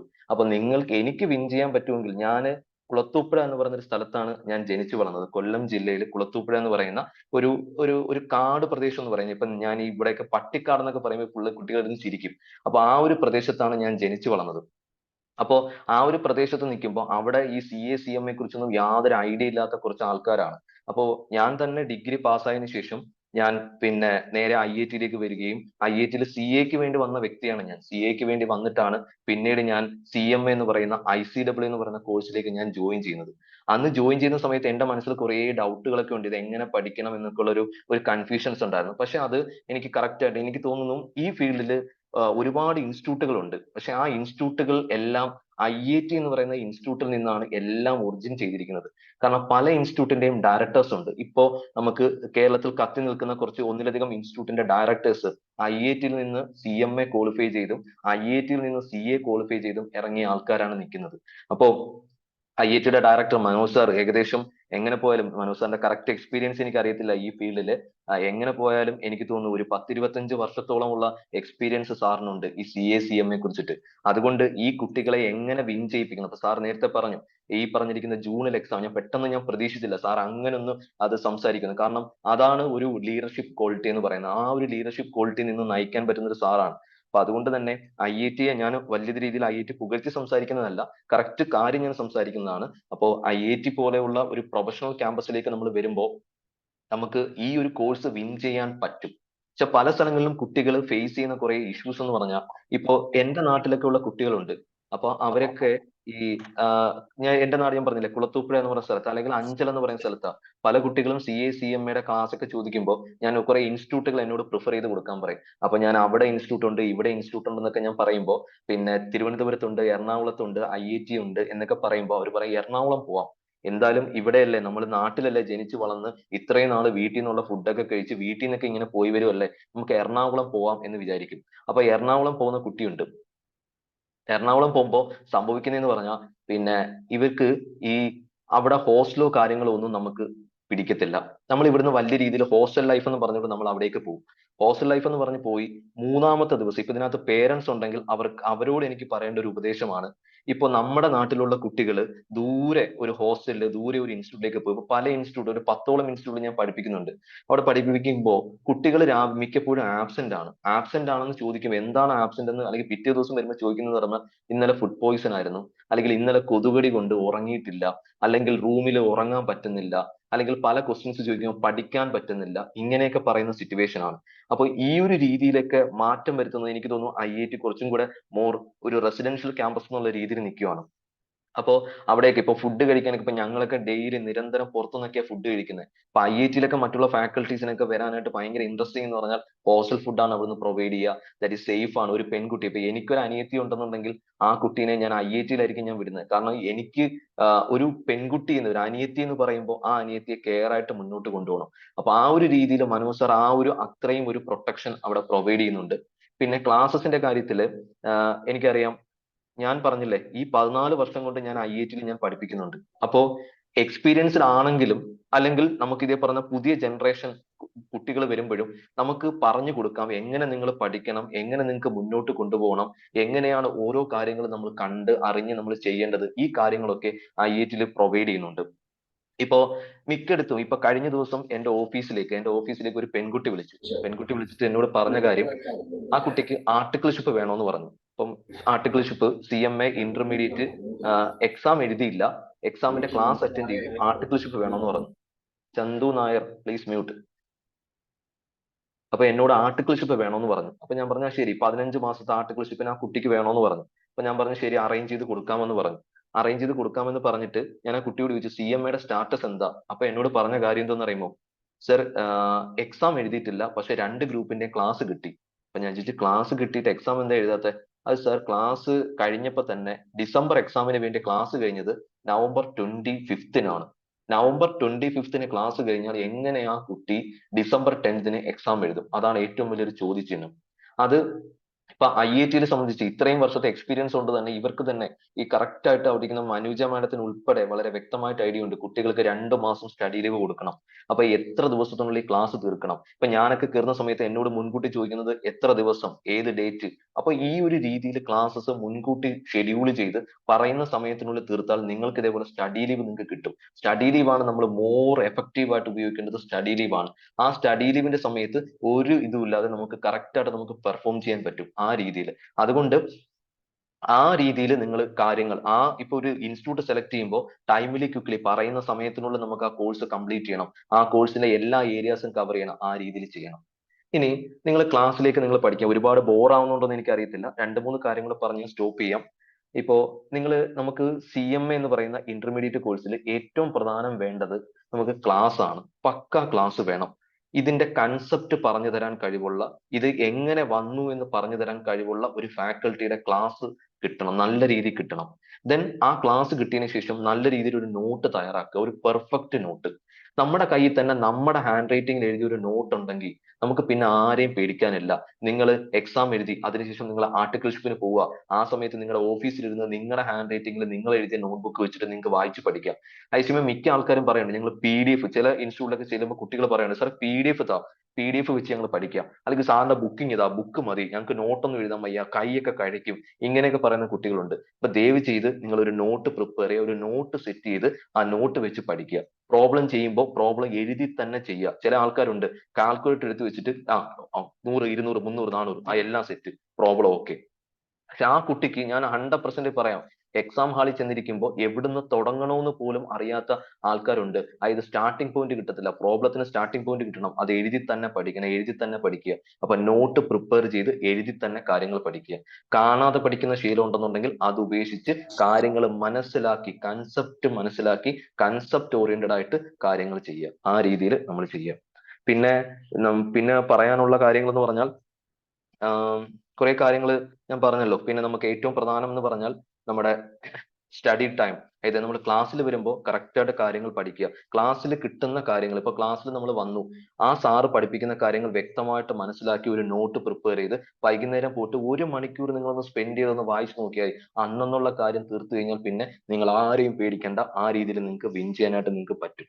അപ്പൊ ഇതാണ് പഠിക്കേണ്ട കാര്യങ്ങളെ കുറിച്ചൊക്കെ പറയാനുള്ളത്. പിന്നീട് ഞാൻ എൻ്റെ ഒരു അഡ്വൈസ് ആയിട്ട് എനിക്ക് പറയാനുള്ളത്, നിങ്ങൾ പഠിക്കുന്ന സമയത്ത് ഞാൻ പല കുട്ടികളോടും ഞാൻ ഇപ്പൊ ക്ലാസ്സിലൊക്കെ പറയുന്നത്, ഒരു ഡയറി കീപ്പ് ചെയ്യണം. ഒരു ചെറിയൊരു നോട്ട്ബുക്കോ ചെറിയൊരു ഡയറിയോ അല്ലെങ്കിൽ കുറച്ച് പേപ്പേഴ്സ് എല്ലാം കൂടെ കളക്ട് ചെയ്ത് ഒരു സ്റ്റാപ്ലർ അടിച്ച് കൈ കീപ്പ് ചെയ്യുക. എന്നിട്ട് നമ്മൾ ഡേ ടു ഡേ പഠിക്കുന്ന ചില ഇപ്പൊ IRR, NPV, അല്ലെങ്കിൽ TDS റേറ്റ്, TCS റേറ്റ്, അല്ലെങ്കിൽ നമ്മുടെ GST റേറ്റ്, ഇൻകം ടാക്സിന്റെ സ്ലാബ്, ഇങ്ങനെയുള്ള കാര്യങ്ങളൊക്കെ ഒരു ഡയറിയിലോട്ട് എഴുതി വെക്കുക. എന്തിനാണെന്ന് ചോദിച്ചാൽ, പഠിക്കുന്ന സമയത്ത് നിങ്ങൾ ഇങ്ങനെ ഒരു ഡയറിയിൽ ഇമ്പോർട്ടന്റ് ആയിട്ടുള്ള കാര്യങ്ങൾ എന്ന് എഴുതി വെച്ചാൽ നാളെ ഒരു ഇന്റർവ്യൂവിന് നിങ്ങൾ പോവുക, നാളെ ഒരു എക്സാമിന് വേണ്ടി നിങ്ങൾ പോവുക, നിങ്ങൾ കുറെ ബുക്ക് തലേന്ന് നോക്കുമ്പോൾ അയ്യോ എന്തൊക്കെ കാര്യങ്ങൾ പഠിക്കണം, എന്തൊക്കെ റെഫർ ചെയ്യണം. അതേസമയം നിങ്ങളുടെ കയ്യിൽ ഞാൻ ഈ പറഞ്ഞ പോലെ ഒരു ഡയറി ഇരിപ്പുണ്ടെങ്കിൽ രാവിലെ ബസ്സിലിരുന്നാലും ഒന്ന് മറിച്ച് നോക്കിയാൽ ആ ഇന്റർവ്യൂ സൂപ്പറായിട്ട് അറ്റൻഡ് ചെയ്യാം. ആ എക്സാം സൂപ്പറായിട്ട് നിങ്ങൾക്ക് അറ്റൻഡ് ചെയ്യാൻ പറ്റും. ഞാനൊക്കെ ഇപ്പോ ഏതെങ്കിലുമൊക്കെ ഒരു എക്സാമിന് പോകണമെന്നുണ്ടെങ്കിൽ ഒരുപാട് ബുക്കും ഒരുപാട് കാര്യങ്ങളൊക്കെ റെഫർ ചെയ്യണം, ഒരുപാട് വായിക്കാനുണ്ട്. അപ്പൊ ഇപ്പോഴേ നിങ്ങൾ ഇന്റർമീഡിയറ്റിന് വരുന്ന ആ ടൈം തന്നെ നിങ്ങളുടെ കയ്യിൽ ഒരു ഡയറി കീപ്പ് ചെയ്ത് അത്യാവശ്യമുള്ള കുറച്ച് ഇൻഫർമേഷൻ ആ ഡയറിയിലേക്ക് മാറ്റിയതിനു ശേഷം ആ ഡയറി വെച്ച് നിങ്ങളുടെ കരിയർ നിങ്ങൾ പഠിക്കുന്ന എല്ലാ കാര്യങ്ങളും അവിടെ എഴുതി വെക്കണമെന്നല്ല ഞാൻ പറഞ്ഞത്. നമ്മുടെ കുറെ ടിപ്സും നമ്മുടെ കുറെ ഇമ്പോർട്ടന്റ് ആയിട്ടുള്ള കാര്യങ്ങളൊക്കെ ഉണ്ട്. അതൊന്ന് നോട്ട് വെച്ച് നാളെ ഒരു ഇന്റർവ്യൂവിന് ചോദിക്കുന്ന കുറെ ക്വസ്റ്റ്യൻ, നാളെ ഒരു എക്സാമിന്, ഒരു റിട്ടേൺ എക്സാമിന് ചോദിക്കുന്ന ക്വസ്റ്റ്യൻ, അതൊക്കെ ഒരു ഡയറിയിൽ കീപ്പ് ചെയ്ത് ഒരു ഡയറിയും കൂടെ കൈ സെറ്റ് ചെയ്ത് വെച്ചിരുന്ന ധൈര്യമായിട്ട് ഏതെങ്കിലും ഒരു ഇന്റർവ്യൂവിനും റിട്ടേൺ എക്സാമിനും പെർഫോം ചെയ്യാൻ പറ്റും. അപ്പൊ ഈ രീതിയിൽ ചെയ്യാനായിട്ട് സാധിക്കും. അപ്പൊ ഇതൊക്കെയാണ് എനിക്ക് പറയാനായിട്ടുള്ളത്. ഇനി എന്തെങ്കിലുമൊക്കെ ഡൗട്ട് ഉണ്ടെങ്കിൽ നിങ്ങൾക്ക് ചോദിക്കാം എന്നോട്. എന്തെങ്കിലുമൊക്കെ പ്രശ്നങ്ങളുണ്ട്, അല്ലെങ്കിൽ ഇന്ന പ്രശ്നങ്ങളുണ്ട്, ഡൗട്ട് ഉണ്ട് എങ്കിൽ ആ ഡൗട്ട് നിങ്ങൾക്ക് പറയാം. അങ്ങനെ എന്തെങ്കിലും, ഇനി വേറെ ഏതെങ്കിലും ഏരിയാസിനെ കുറിച്ച് സംസാരിക്കേണ്ടതുണ്ടോ? Sorry, first group business laws exception വരത്തില്ലേ? ആ അപ്പം പാസ് മീൻസ് ഈ പാസ് മാർക്ക് 400 മാർക്കാകുമ്പോൾ 200 മാർക്കാണ് പാസ് മാർക്ക്. അപ്പൊ എക്സെപ്ഷൻ വരുമ്പോ എക്സംഷൻ വരുമ്പോൾ ബാക്കിയുള്ളതിന് 150 മാർക്ക് ക്ലെയിം ചെയ്താൽ മതി അവിടെ. ഓക്കെ. അതായത് ആ ഒരു പേപ്പർ ഒഴിച്ചിട്ട് ബാക്കിയുള്ള പേപ്പറിന് 150 ക്ലെയിം ചെയ്യണം.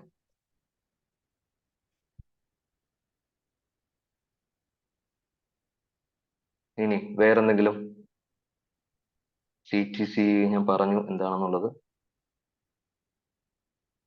വേറൊരു ഡൗട്ട് ആദ്യം വന്നിട്ടുണ്ടായിരുന്നു, ഞാൻ ആ ഡൗട്ട് ഒന്ന് നോക്കിക്കോട്ടെ. ആദ്യം ഒരു ഡൗട്ട് ചോദിച്ചിട്ടുണ്ടായിരുന്നു.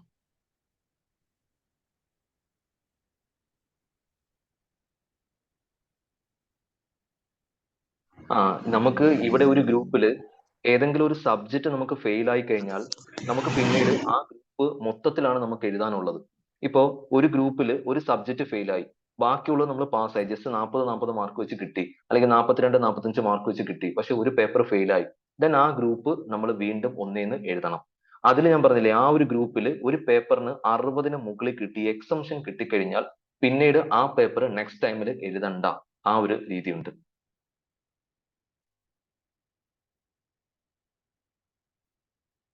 പിന്നീട് ഇനി എന്തെങ്കിലും?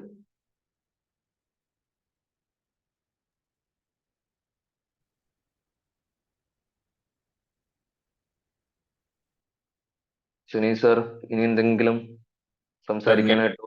എന്തെങ്കിലും ഡൗട്ട് ഉണ്ടോ എന്ന് ഞാനിങ്ങനെ വെയിറ്റ് ചെയ്യാണ്. ആർക്ക് എന്തെങ്കിലും സംശയം ഉണ്ടെങ്കിലും ചോദിക്കാം. ഒന്നുകിൽ നിങ്ങൾ അൺമ്യൂട്ട് ചെയ്ത് സംസാരിക്കാം, ഇല്ലെങ്കിൽ ഒരു മെസ്സേജ് ജസ്റ്റ് ഒന്ന് അയച്ചാൽ മതി, അത് ക്ലിയർ ചെയ്ത് തരാം. കാരണം സാർ എല്ലാം വളരെ വ്യക്തമായിട്ട് തന്നെ കാര്യങ്ങൾ പറഞ്ഞു തന്നു. ഇനി ഡൗട്ട് ഉണ്ടാവാനുള്ള സാധ്യത വളരെ കുറവാണ്. എങ്കിലും ആർക്കെങ്കിലും എന്തെങ്കിലും അറിയാനുണ്ടെങ്കിൽ ചോദിക്കുക. ഒരു 2 മെസ്സേജ്. CA ഫൗണ്ടേഷൻ ഫെയിൽ ആയവർക്ക് കൺഫ്യൂഷൻ, ആകെ കൺഫ്യൂഷൻ, റിപ്പീറ്റ് ഓർ CMA. ഞാൻ എൻ്റെ ഒരു ഡയറക്ഷൻ ഒന്ന് പറഞ്ഞോട്ടെ.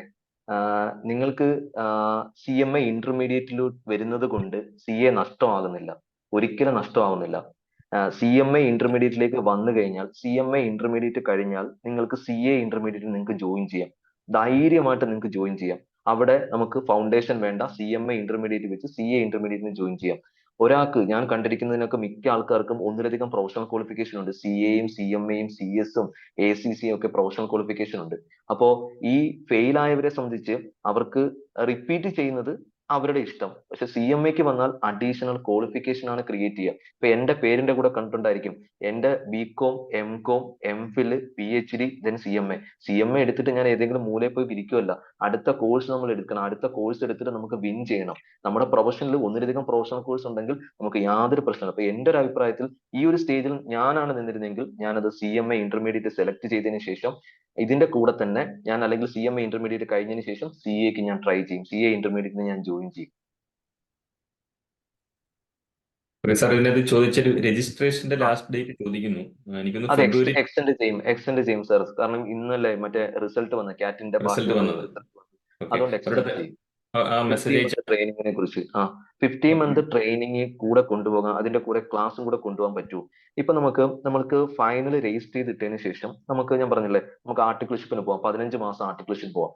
അതേസമയം നിങ്ങൾക്ക് തന്നെ നിങ്ങളുടെ റിലേറ്റീവ്സിന് ഏതെങ്കിലും ഒരു ബിസിനസ് ഉണ്ടെങ്കിൽ, അല്ലെങ്കിൽ റിലേറ്റീവ്സിനോ അല്ലെങ്കിൽ നിങ്ങൾക്ക് സ്വന്തമായിട്ടോ നിങ്ങളുടെ ഫാദറിനോ മദറിനോ ഒരു ബിസിനസ് ഉണ്ടെങ്കിൽ ആ ബിസിനസിന്റെ രീതി വെച്ചിട്ട് നിങ്ങൾക്ക് വേണമെങ്കിൽ നിങ്ങളുടെ T4ഉം T5ഉം നിങ്ങൾക്ക് ആ രീതിയിൽ നിങ്ങൾക്ക് ഫയൽ ചെയ്യാം. ഇനി നമ്മൾ എപ്പോഴും ഒരു ബുക്കിലെ നോളജാണ് അറിയാവുന്നത്, പ്രാക്ടിക്കൽ ഐഡിയ അറിയാൻ വേണ്ടിയിട്ട് വേണമെങ്കിൽ നമുക്ക് വർക്കിന് പോയി പഠിക്കാം. അപ്പൊ വർക്കിന് പോയി പഠിക്കുന്നതിന്റെ കൂടെ ഫൈനൽ ചെയ്യാം, യാതൊരു പ്രശ്നമില്ല. ഒരുപാട് കുട്ടികൾ അങ്ങനെ ചെയ്യുന്നുണ്ട്, വർക്കും ഫൈനലും ഒരുമിച്ച് കൊണ്ടുപോകും. പക്ഷെ എന്റെ ഒരു അഭിപ്രായം എന്ന് പറഞ്ഞാൽ പെട്ടെന്ന് പാസ്സായി ലൈഫ് സെറ്റിൽ ചെയ്യാൻ പറ്റുമെങ്കിൽ അതാണ് ഏറ്റവും നല്ലത്. അതായത് CMA ഇന്റർമീഡിയറ്റ് ക്വാളിഫൈ ചെയ്തു, നേരെ നമ്മൾ ഫൈനലിലേക്ക് വന്നു, ഫൈനലിൽ കഴിഞ്ഞതിന് ശേഷം നമ്മൾ ബാക്കിയുള്ള ജോബിന് പോകണമെങ്കിൽ ലൈഫ് സെറ്റ് ആയി കഴിഞ്ഞാൽ അതാണ് ഏറ്റവും നല്ലത്. ഞാൻ പറയുന്നത്, എന്റെ 22ാമത്തെ വയസ്സിൽ ഞാൻ ടീച്ചിങ് ഫീൽഡിലേക്ക് ഞാൻ ആദ്യമായിട്ട് ഇറങ്ങി. അപ്പൊ ആദ്യമായിട്ട് ഇറങ്ങുമ്പോൾ എനിക്കൊരു ശമ്പളം കിട്ടി, എന്റെ കയ്യിൽ ഒരു ശമ്പളം കിട്ടിയപ്പോൾ ഞാൻ ടീച്ചിങ് ഫീൽഡിലേക്കാണ് ഞാൻ ആദ്യമായിട്ട് വന്നത്. അപ്പോൾ സാലറി പറയാതെയാണ് എന്നോട് സാറ് ക്ലാസ് എടുക്കാൻ വേണ്ടി പറഞ്ഞത്. CMA ഫൈനലിൽ CFR എന്ന് പറഞ്ഞ പേപ്പറാണ് എന്നോട് എടുക്കാൻ പറഞ്ഞത്. ഇപ്പൊ 22ാമത്തെ വയസ്സിൽ ഞാൻ CMA ക്വാളിഫൈ ചെയ്ത് ഞാൻ വരുവാണ്. അപ്പൊ എനിക്കൊരു പേയ്മെന്റ് കിട്ടി. പേയ്മെന്റ് എത്രയാണെന്ന് പോലും സാർ പറഞ്ഞില്ല. വൈകുന്നേരം ഇറങ്ങാൻ നേരത്ത് എനിക്ക് പേയ്മെന്റ് തന്നു. ഒരു ബ്രൗൺ കവറിലാക്കി അതിന്റെ മണ്ടയിൽ എന്റെ പേര് എഴുതി എത്ര അവർ എന്ന് എഴുതി വെച്ചിട്ടുണ്ട്. പേയ്മെന്റ് എത്രയാണെന്ന് പറഞ്ഞില്ല. ആ കവർ വാങ്ങിച്ചിട്ട് എനിക്ക് എക്സൈറ്റ്മെന്റ് ആണ്. സാലറി മുൻകൂട്ടി പറഞ്ഞെങ്കിൽ എനിക്ക് യാതൊരു വിഷയമില്ല. എക്സൈറ്റ്മെന്റ് ഞാൻ ഇതും കൊണ്ട് നേരെ ബാത്റൂമിലേക്ക് ടോയ്ലറ്റിലേക്ക് ഓടുവാണ്. ഓടിയിട്ട് പെട്ടെന്ന് കവർ തുറന്നിട്ട് ഇതിനകത്ത് ക്യാഷ് എണ്ണി നോക്കുക. ക്യാഷ് എണ്ണി നോക്കുമ്പോൾ 22ാമത്തെ വയസ്സിൽ എനിക്ക് ഇത്രയും പേയ്മെന്റ് എനിക്ക് പോലും വിശ്വസിക്കാൻ പറ്റിയില്ല. അപ്പോൾ ആ രീതിയിൽ ലൈഫ് സെറ്റ് ആക്കുക. ലൈഫ് നമുക്ക് ചെറിയൊരു പ്രായത്തിൽ 20 വയസ്സ് 22 വയസ്സിലൊക്കെ ലൈഫ് സെറ്റ് ചെയ്ത് കഴിഞ്ഞാൽ പിന്നെ നിങ്ങൾക്ക് ഒരുപാട് സ്വപ്നം കാണാം. വിശാല ലോകം തുറന്നു കിടക്കുവാണ്. വിശാലമായിട്ട് നിങ്ങൾക്ക് സഞ്ചരിക്കാം. അപ്പൊ അതുകൊണ്ട് അത് സെറ്റ് ചെയ്യാൻ വേണ്ടിയിട്ടുള്ള നല്ല ഡിസിഷൻ എടുക്കുക. ചില ആൾക്കാർ പറയും CA CM ഒന്നും വേണ്ട, വയ്യ, ടഫാ, അതുകൊണ്ട് ഡിഗ്രിക്ക് പോവാം, ഡിഗ്രിക്ക് പോയിട്ട് ഡിഗ്രി ചെയ്യാം എന്ന് പറയും. നാളെ നിങ്ങൾ ഡിഗ്രി പോയി 3 വർഷം ഡിഗ്രിക്ക് പോയി കോളേജിൽ പോയി നല്ല ആർത്ത് ഉല്ലസിച്ച് നടന്ന് ഒരു 10-15 സപ്ലിയൊക്കെ ആയിട്ട് ഇങ്ങനെ ഇരിക്കുമ്പോഴായിരിക്കും അന്ന് കൂടെ ഇരുന്നവൻ മറ്റേ കാനഡയിലോ അല്ലെങ്കിൽ ഓസ്ട്രേലിയയിലോ നല്ല രീതിയിൽ ഇൻസ്റ്റാഗ്രാമിലൊക്കെ റീൽസ് ഒക്കെ ഇട്ട് ഇങ്ങനെ ഇരിക്കും. അപ്പൊ ആലോചിക്കുമായിരുന്നു, അയ്യോ പറ്റി, പണി പാടി എന്ന് വിചാരിക്കും. അതുകൊണ്ട് അത് നോക്കി ഡിസിഷൻ എടുക്കുക, നല്ല ഡിസിഷൻ എടുക്കുക. ഡിസിഷൻ ആണ് ദാറ്റ് ഈസ് മോർ ഇമ്പോർട്ടന്റ് ആയിട്ടുള്ള ഐറ്റം. സാർ ഒരു ക്ലാരിഫിക്കേഷൻ ചോദിച്ചോട്ടെ sir? Okay sir. Hello sir പറഞ്ഞോ സാർ. സാർ, ഇപ്പോ ഗ്രൂപ്പ് 1 ജൂൺ എക്സാമിന് അപ്പിയർ ചെയ്യുന്നവര് business laws and ethics exempted ആണ് അല്ലേ? അതെ സാർ. ക്യാറ്റ് കഴിഞ്ഞവർക്ക് അല്ലേ? അപ്പോ ഫിനാൻഷ്യൽ അക്കൗണ്ടിങ്ങും ടാക്സും പിന്നെ കോസ്റ്റ് അക്കൗണ്ടിങ്ങും ആണ് ഉള്ളത്. അപ്പൊ ഇത് ഈ 3 മാസം കൊണ്ട് ഇവർക്ക് കവർ ചെയ്യാൻ പറ്റുമോ? ഇങ്ങനൊരു നമുക്ക് നോക്കിക്കഴിഞ്ഞാൽ നമുക്ക് പ്രശ്നമില്ല. പക്ഷെ അതിനകത്ത് ഡയറക്ട് ടാക്സ് ഇൻഡയറക്ട് ടാക്സും ആണ് ഒറ്റ പേപ്പറായിട്ട് നമുക്ക് ഇപ്പൊ പുതിയ സിലബസിൽ വന്നിരിക്കുന്ന ഒരു അപ്ഡേഷൻ. ബാക്കി 2 പേപ്പർ നമുക്ക് കവർ ചെയ്യാൻ പ്രശ്നമില്ല. പക്ഷേ ഈ ഡയറക്ട് ടാക്സും ഇൻഡയറക്ട് ടാക്സ് എന്ന് പറയുന്ന ഒരു ലെങ്തി പേപ്പർ അതിനകത്തുണ്ട്. അതാണ് അതിനകത്ത് വരുന്ന ഏറ്റവും വലിയൊരു പ്രോബ്ലം ആയിട്ട് വരുന്നത്. അത് കവർ ചെയ്യാൻ പറ്റിക്കഴിഞ്ഞാൽ നമുക്ക് ജൂണിലെ എക്സാം നമുക്ക് ചെയ്യാൻ പറ്റും.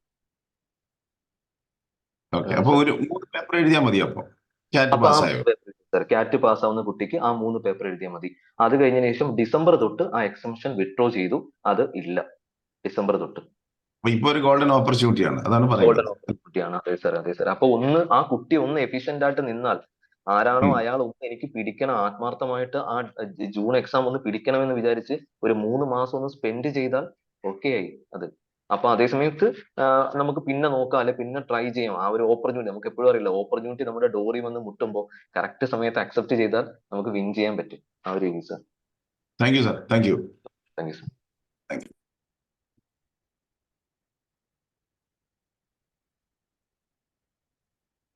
ഡിഗ്രിയുടെ കാര്യം ചോദിച്ചിട്ടുണ്ട്. നിങ്ങൾ ബികോം രജിസ്ട്രേഷൻ ചെയ്തവർക്ക് നമ്മൾ ഇവരെ കൊണ്ടെല്ലാം കേരള യൂണിവേഴ്സിറ്റിയുടെ ബികോം രജിസ്ട്രേഷൻ ചെയ്യിപ്പിച്ചിട്ടുണ്ട്. അവർക്ക് ഇതോടൊപ്പം തന്നെ ഡിഗ്രി കൊണ്ടുപോകാം. നിങ്ങൾ CAയോടൊപ്പം എങ്ങനെ പോകാമെന്ന് പ്ലാൻ ചെയ്തു അതുപോലെ തന്നെ കൊണ്ടുപോകാം. അതിന്റെ ടെൻഷനൊന്നും വേണ്ട. പിന്നെ സാറ് നേരത്തെ ചോദിച്ചപ്പോൾ ഈ സബ്ജക്റ്റ് ഈ പറഞ്ഞ 3 മാസം കൊണ്ട് തീരുമോ എന്ന് ചോദിച്ചു സനൽ സാർ. നമ്മളിത് മീറ്റിങ്ങിന് വരുന്നതിന് മുമ്പ് നമ്മൾ ഫാക്കൽറ്റീസിനോടൊക്കെ ഒന്ന് ഡിസ്കസ് ചെയ്തിട്ടാണ് നമ്മൾ മീറ്റിംഗിൽ സംസാരിക്കാൻ വേണ്ടി വന്നത്. അപ്പം അവരെല്ലാം അവരുടെ ഹവേഴ്സ് പറഞ്ഞു. അപ്പൊ അങ്ങനെയൊക്കെ കാൽക്കുലേറ്റ് ചെയ്ത് നോക്കിയാലും ഒരു മെയ് 15 മുമ്പായിട്ട് പോർഷൻ കംപ്ലീറ്റ് ചെയ്യത്തക്ക രീതിയിൽ ആണ് കാര്യങ്ങൾ പോകുന്നത്. അതുകൊണ്ടാണ് നമ്മളിതൊന്ന് അനൗൺസ് ചെയ്യാൻ വേണ്ടി വന്നത്. ഇങ്ങനെ ഒരു സാർ നേരത്തെ പറഞ്ഞൊരു ഓപ്പർച്യൂണിറ്റി ആണ്, ഒരു സബ്ജക്ട് എക്സംഷൻ ഉണ്ട്. അപ്പം പോർഷൻ കവർ ചെയ്യാൻ പറ്റും. സ്റ്റഡി ലീവ്, ഒരു നിശ്ചിത ദിവസം സ്റ്റഡി ലീവ് കൊടുക്കാൻ പറ്റും. അതെല്ലാം പ്ലാൻ ചെയ്തിട്ടാണ് നിങ്ങളോട് സംസാരിക്കാൻ വന്നത്. സാർ, അതിനകത്ത് ഒരു കുട്ടി ചോദിച്ചിരിക്കുന്നു, CMA ഇന്റർ ക്വാളിഫൈ ചെയ്ത് കഴിഞ്ഞാൽ ഡയറക്റ്റ് നമുക്ക് CA ഇന്റർ എക്സാം എഴുതാമോ, അതോ CA ഇന്റർ ക്ലാസ് അറ്റൻഡ് ചെയ്യണോ? നമുക്ക് എക്സാം എഴുതാം. പക്ഷെ നമുക്കൊരു ചെറിയ ഒരു 2-3 സബ്ജക്റ്റിന്റെ ഒരു ചെറിയൊരു വേരിയേഷൻ ഉണ്ട് അവിടെ. നമുക്ക് മറ്റേ സ്ട്രാറ്റജിക് മാനേജ്മെന്റിന്റെയും എക്കണോമിക്സിന്റെയും ഒരു പ്രശ്നം അവിടെ കിടപ്പുണ്ട്. നമുക്ക് സ്ട്രാറ്റജിക് മാനേജ്മെന്റ് CMA ഇന്റർമീഡിയറ്റ് നമ്മൾ പഠിക്കുന്നുണ്ട്. പക്ഷെ നമുക്ക് അവിടെ 40 മാർക്കിന് മാത്രമേ CMAയിൽ സ്ട്രാറ്റജിക് മാനേജ്മെന്റ് ഉള്ളൂ. അതേസമയം തൊട്ടപ്പുറത്ത് CA എന്ന് പറയുമ്പോൾ അതൊരു ഫുൾ പേപ്പർ അല്ലേ സാറേ? ഇപ്പൊ ഫുൾ പേപ്പർ ആയിട്ടല്ലേ കിടക്കുന്നത്. അതേപോലെ എക്കണോമിക്സ്. പിന്നെ അതാണ് അവിടെ വരുന്ന ഒരു വേരിയേഷൻ. അതിനെ കുറിച്ചും കൂടെ നമ്മൾ കാര്യങ്ങൾ ചെയ്താൽ മതി. ഇപ്പോ ഞാൻ എന്റെ കരിയറിൽ എനിക്ക് മനസ്സിലായ കാര്യം എന്ന് പറഞ്ഞാൽ, ഇൻഡെപ്ത് ആയിട്ട് പഠിക്കേണ്ടത് ഇത് CA സംബന്ധിച്ച് പോർഷൻസ് കുറവാണ്. അതായത് ഉള്ള ടോപ്പിക്കിൽ ഇൻഡെപ്ത് ആയിട്ട് ഇറങ്ങി പോകുന്നുണ്ട്. പക്ഷെ CMA സംബന്ധിച്ച് CMAക്ക് വൈഡ് ആണ്. പക്ഷെ ഒരുപാട് ആഴത്തിൽ ഞങ്ങൾ പോകുന്നില്ല. ഒരു പരിധി വരെ നമുക്ക് പോകുന്നുള്ളൂ. ഇപ്പൊ GST ആയിക്കോട്ടെ, ഇൻകം ടാക്സ് ആയിക്കോട്ടെ, GSTക്കകത്ത് ഞങ്ങൾക്ക് തുടക്കം തൊട്ട് അവസാനം വരെയുള്ള ഫുൾ കാര്യങ്ങൾ ഞങ്ങൾക്ക് പഠിക്കണം. പക്ഷെ തൊട്ടപ്പുറത്ത് CA സംബന്ധിച്ച് CAക്ക് GSTയിൽ കുറച്ച് ഏരിയാസേ ഉള്ളൂ. പക്ഷെ ആ ഉള്ള ഏരിയാസ് ഇൻഡെപ്തിൽ ആഴത്തിൽ ഇറങ്ങി പോകുന്നുണ്ട്. ഇൻഡയറക്റ്റ് ക്വസ്റ്റ്യൻസ് CAക്ക് വരുന്നുണ്ട്. CMAക്ക് കൂടുതലും ഡയറക്റ്റ് ക്വസ്റ്റ്യൻസ് ആണ് കൂടുതലും വരുന്നത്. അങ്ങനെ ഒരു പ്രത്യേകത ഇതിനകത്തുണ്ട്. അപ്പൊ അതുകൊണ്ട് തന്നെ ആ ഒരു 2-3 സബ്ജക്റ്റുകളുടെ ഒരു ഇൻഡെപ്ത് അനാലിസിസിലേക്ക് പോകേണ്ടി വരും. സാർ ഇപ്പൊ എക്കണോമിക്സ് CA ഇന്റർമീഡിയറ്റിൽ നിന്ന് മാറ്റിയിട്ടുണ്ട് സാർ. ഇപ്പൊ ഫൗണ്ടേഷനിലാണ്. മാറ്റിയല്ലേ? അതെ ഒരു പേപ്പറാണ്. അപ്പം ആ പ്രശ്നം വരില്ല. SMO FM കൂടെ ഒരു പേപ്പറാണ്. സ്ട്രാറ്റജിക് മാനേജ്മെന്റ്, ഫിനാൻഷ്യൽ മാനേജ്മെന്റ് ഒരു പേപ്പറാണ്. ഓക്കെ. വേറെ എല്ലാ പേപ്പറും രണ്ടും സെയിം തന്നെയാണ്. CAക്കും CMAക്കും ഓൾമോസ്റ്റ് രണ്ടും സെയിം തന്നെയാണ്. അതെ സർ, ക്ലാസിന്റെ ഡേറ്റ് പറഞ്ഞിരിക്കുന്നു എന്നാണെന്നുള്ളത്. CMA intermediate February 15 sir start ചെയ്യുന്നത്.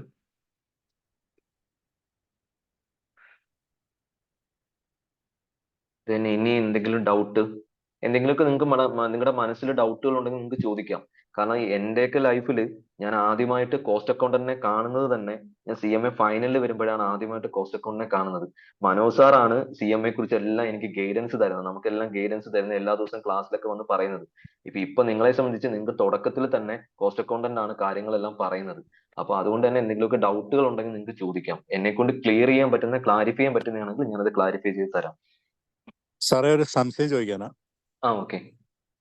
ഞാന് മോളിപ്പം നാട്ടിലാണ്, ഞാനും വൈഫും ഇപ്പം UK-ലാണ്. ഓക്കെ സാറേ. അപ്പൊ CMA കഴിഞ്ഞു. CMA ഇത് കിട്ടി. ഇപ്പൊ ഇന്റർമീഡിയറ്റ് ചെയ്യാൻ വേണ്ടിയിട്ടാണ്. ഇപ്പം CAയുടെ കിട്ടിയില്ല, അത് പോയി.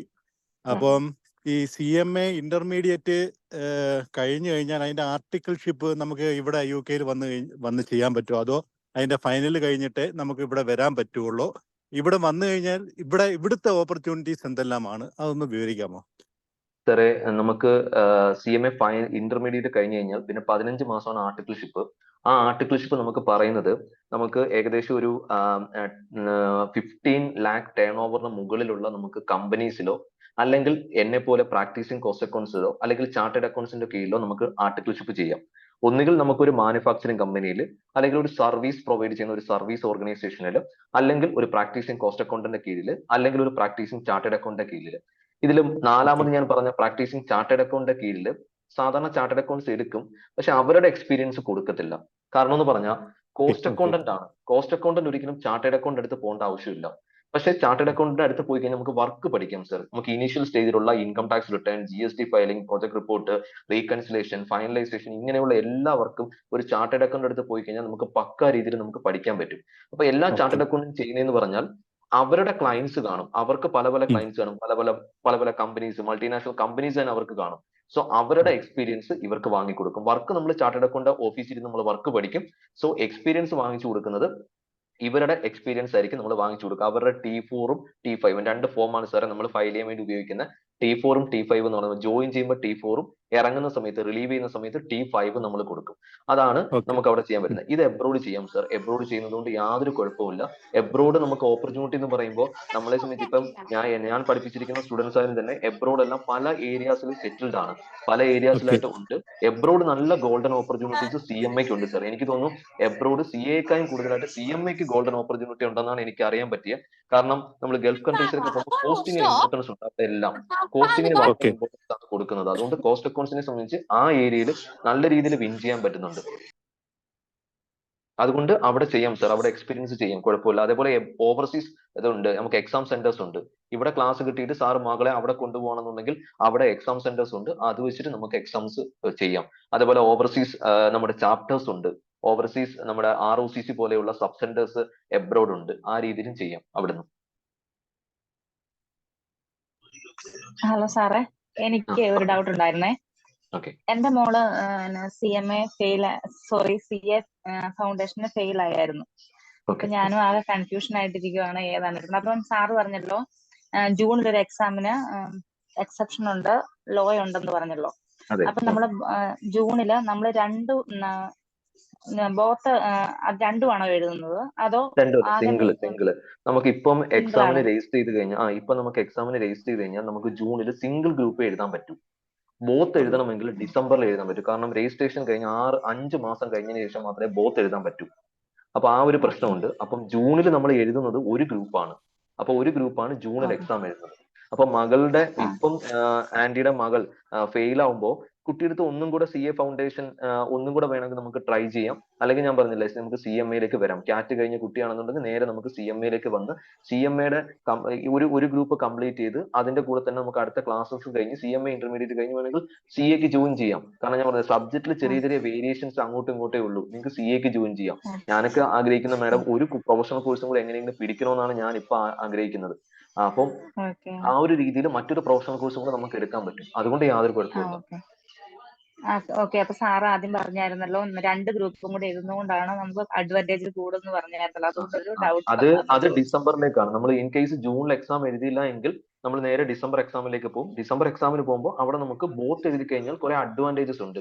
അവിടെ നമുക്ക് മെറിറ്റ് സർട്ടിഫിക്കറ്റ് കിട്ടും, റാങ്ക് സർട്ടിഫിക്കറ്റ് കിട്ടും. നമ്മളൊരു ഇന്റർവ്യൂവിന് പോകുമ്പോൾ എനിക്ക് മെറിറ്റ് ഉണ്ട്, CMA ബോത്ത് എഴുതി എന്ന് പറഞ്ഞാൽ അതൊരു മെറിറ്റ് ആണ്. ആ കുട്ടിയുടെ ക്വാളിറ്റി ആണ്, ആ കുട്ടിയുടെ ഡെഡിക്കേഷൻ ആണ്, ആ കുട്ടിയുടെ എഫേർട്ട് ആണ്. ആ എഫേർട്ട് എന്റെ ഇൻസ്റ്റിറ്റ്യൂട്ട് ആദരിക്കുന്നുണ്ട്. അതിനാണ് മെറിറ്റ് സർട്ടിഫിക്കറ്റും റാങ്ക് സർട്ടിഫിക്കറ്റും പ്രൊവൈഡ് ചെയ്യുക. അതൊരു ഇന്റർവ്യൂവിന് പോകുമ്പോൾ അഡീഷണൽ ക്വാളിഫിക്കേഷൻ ആയിട്ട് എടുത്ത് വെച്ച് പറയാൻ പറ്റും. അതുകൊണ്ടാണ് ഞാൻ നമ്മൾ കുട്ടികളോട് ആദ്യമേ both എഴുതിയ എഴുതാൻ പറഞ്ഞത്. ആദ്യം നമ്മൾ ഈ ജൂണിൽ എഴുതിയാൽ ആ അഡ്വാൻറ്റേജ് തന്നെ നമുക്ക് കിട്ടും. അതിന് മാറ്റമൊന്നും വരത്തില്ല. അല്ല, ജൂണിൽ എഴുതുമ്പോൾ ഞാൻ പറഞ്ഞില്ല ഒരു പേപ്പർ എക്സംഷൻ ഉണ്ട്, ബാക്കി നമുക്ക് എഴുതിയാൽ മതി. അപ്പോഴത്തേക്ക് നമുക്ക് ആ ഒരു പേപ്പർ നമുക്ക് അങ്ങ് പോയി കിട്ടും. ബാക്കി 3 കൊണ്ട് നമുക്ക് ആ ഒരു ഗ്രൂപ്പ് പാസ്സാകാം. കുട്ടി ആത്മാർത്ഥമായി പിടിച്ചു കഴിഞ്ഞാൽ ഒന്ന് പിടിക്കാം. ഒന്നുകൂടെ ഒന്ന് വ്യക്തമാക്കിക്കോട്ടെ. ഇപ്പോ CMA സാധാരണഗതിയിൽ നമ്മൾ ഫെബ്രുവരിയിൽ തുടങ്ങുന്ന CMA ഇന്റർമീഡിയറ്റിന്റെ ബാച്ച് അത് ഡിസംബറിലായിരിക്കും എക്സാമിനേഷൻ എഴുതിപ്പിക്കുക. ഡിസംബറിൽ എക്സാമിനേഷൻ എഴുതുമ്പോൾ ബോത്ത് ഗ്രൂപ്പ്, ഒരു ഗ്രൂപ്പിൽ 4 സബ്ജക്ട് വെച്ച് ബോത്ത് ഗ്രൂപ്പാണ് അവർ എപ്പോഴും എക്സാമിനേഷൻ എഴുതി 8 സബ്ജക്ട്. പക്ഷെ ഇപ്പോൾ ഈ ജൂണിൽ ഒരു ഗ്രൂപ്പ് എഴുതിയാൽ അവർക്ക് ഒരു സബ്ജക്ട് കുറച്ച് എഴുതിയാൽ മതി, ലോ എഴുതണ്ട, 3 സബ്ജക്ട് എഴുതിയാൽ മതി. അതുകൊണ്ടാണ് നമ്മൾ എന്ത് ചെയ്തത്, ജൂണിലേക്ക് എക്സാമിനേഷൻ എഴുതാൻ വേണ്ടി നമുക്ക് തയ്യാറെടുക്കാനുള്ള സമയവുമുണ്ട്. അതുകൊണ്ടാണ് പറഞ്ഞത് ഒരു ഗ്രൂപ്പ് ജൂണിൽ എഴുതാം. ജൂണിൽ എഴുതിയാൽ 4 സബ്ജക്ട് എഴുതണ്ട, 3 സബ്ജക്ട് എഴുതിയാൽ മതി, ലോ പേപ്പർ എഴുതണ്ട. ഇൻ കേസ് കിട്ടിയില്ല എന്ന് വെക്കുക, നമുക്ക് ഡിസംബറിൽ എന്ത് ചെയ്യാൻ പറ്റും, വേണമെങ്കിൽ ബോത്ത് ഗ്രൂപ്പ് ഒരുമിച്ച് എഴുതുകയും ചെയ്യാം. അങ്ങനെയല്ല, നമുക്ക് വെറും 3 പേപ്പർ എഴുതിയാൽ മതി. അപ്പൊ ജൂണിൽ എഴുതുമ്പോൾ അത് കിട്ടാൻ വേണ്ടി തന്നെയാണ് നമ്മൾ എഴുതുന്നത്. അത്രയും നമുക്ക് പഠിച്ചാൽ മതി, ഒരു സബ്ജക്ട് പഠിക്കണ്ട. അപ്പൊ അതുകൊണ്ടാണ് ജൂണിൽ എഴുതാൻ പറഞ്ഞത്. സാധാരണഗതിയിൽ എപ്പോഴും നമ്മൾ സാറ് നേരത്തെ പറഞ്ഞത് കുറെ അഡ്വാൻറ്റേജ് ഒക്കെ ഉണ്ട്, മാർക്ക് ക്യാരി ഫോർവേഡ് സിസ്റ്റം ഒക്കെ ഉണ്ട് അല്ലേ സാർ? അപ്പോൾ ബോത്ത് ഗ്രൂപ്പ് ഒരുമിച്ച് എഴുതുമ്പോൾ അതിന്റെ കുറെ അഡ്വാൻറ്റേജസ് ഉണ്ട്. പക്ഷെ ഇൻ കേസ് ഇത് ഇപ്പോൾ ഈ ഒരു അറ്റംപ്റ്റിലൂടെ ലോയ്ക്ക് എക്സംഷൻ ഉണ്ട്. അത് ക്യാറ്റ് കഴിഞ്ഞവർക്ക് മാത്രം, ക്യാറ്റ് എക്സാമിനേഷൻ കഴിഞ്ഞവർക്ക് മാത്രം ലോയ്ക്ക് CMA ഇന്റർമീഡിയറ്റിൽ എക്സംഷൻ ഉണ്ട്, ലോ എഴുതണ്ട. അതുകൊണ്ടാണ് ഒരു ഗ്രൂപ്പ് ഇപ്പൊ ജൂണിൽ എഴുതാമെന്ന് പറഞ്ഞത്.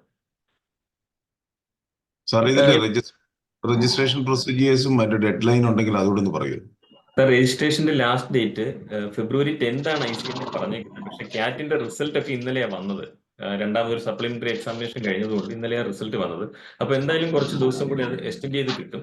അപ്പൊ നാളെ രാവിലെ തന്നെ ഞാൻ അതിന്റെ ഫുൾ ഡീറ്റെയിൽസും എന്തൊക്കെ ഡോക്യുമെന്റ്സ് ആണ് വേണ്ടതെന്നുള്ളതും ഇന്ന് തന്നെ ഞാൻ ആ ഗ്രൂപ്പിൽ ഇട്ടിരിക്കാം. സാറോട് ഗ്രൂപ്പിൽ ഇട്ടേക്കാം. അപ്പൊ ആ ഡീറ്റെയിൽസ് എല്ലാം ഇന്ന് ഞാൻ കാണിച്ചേക്കാം.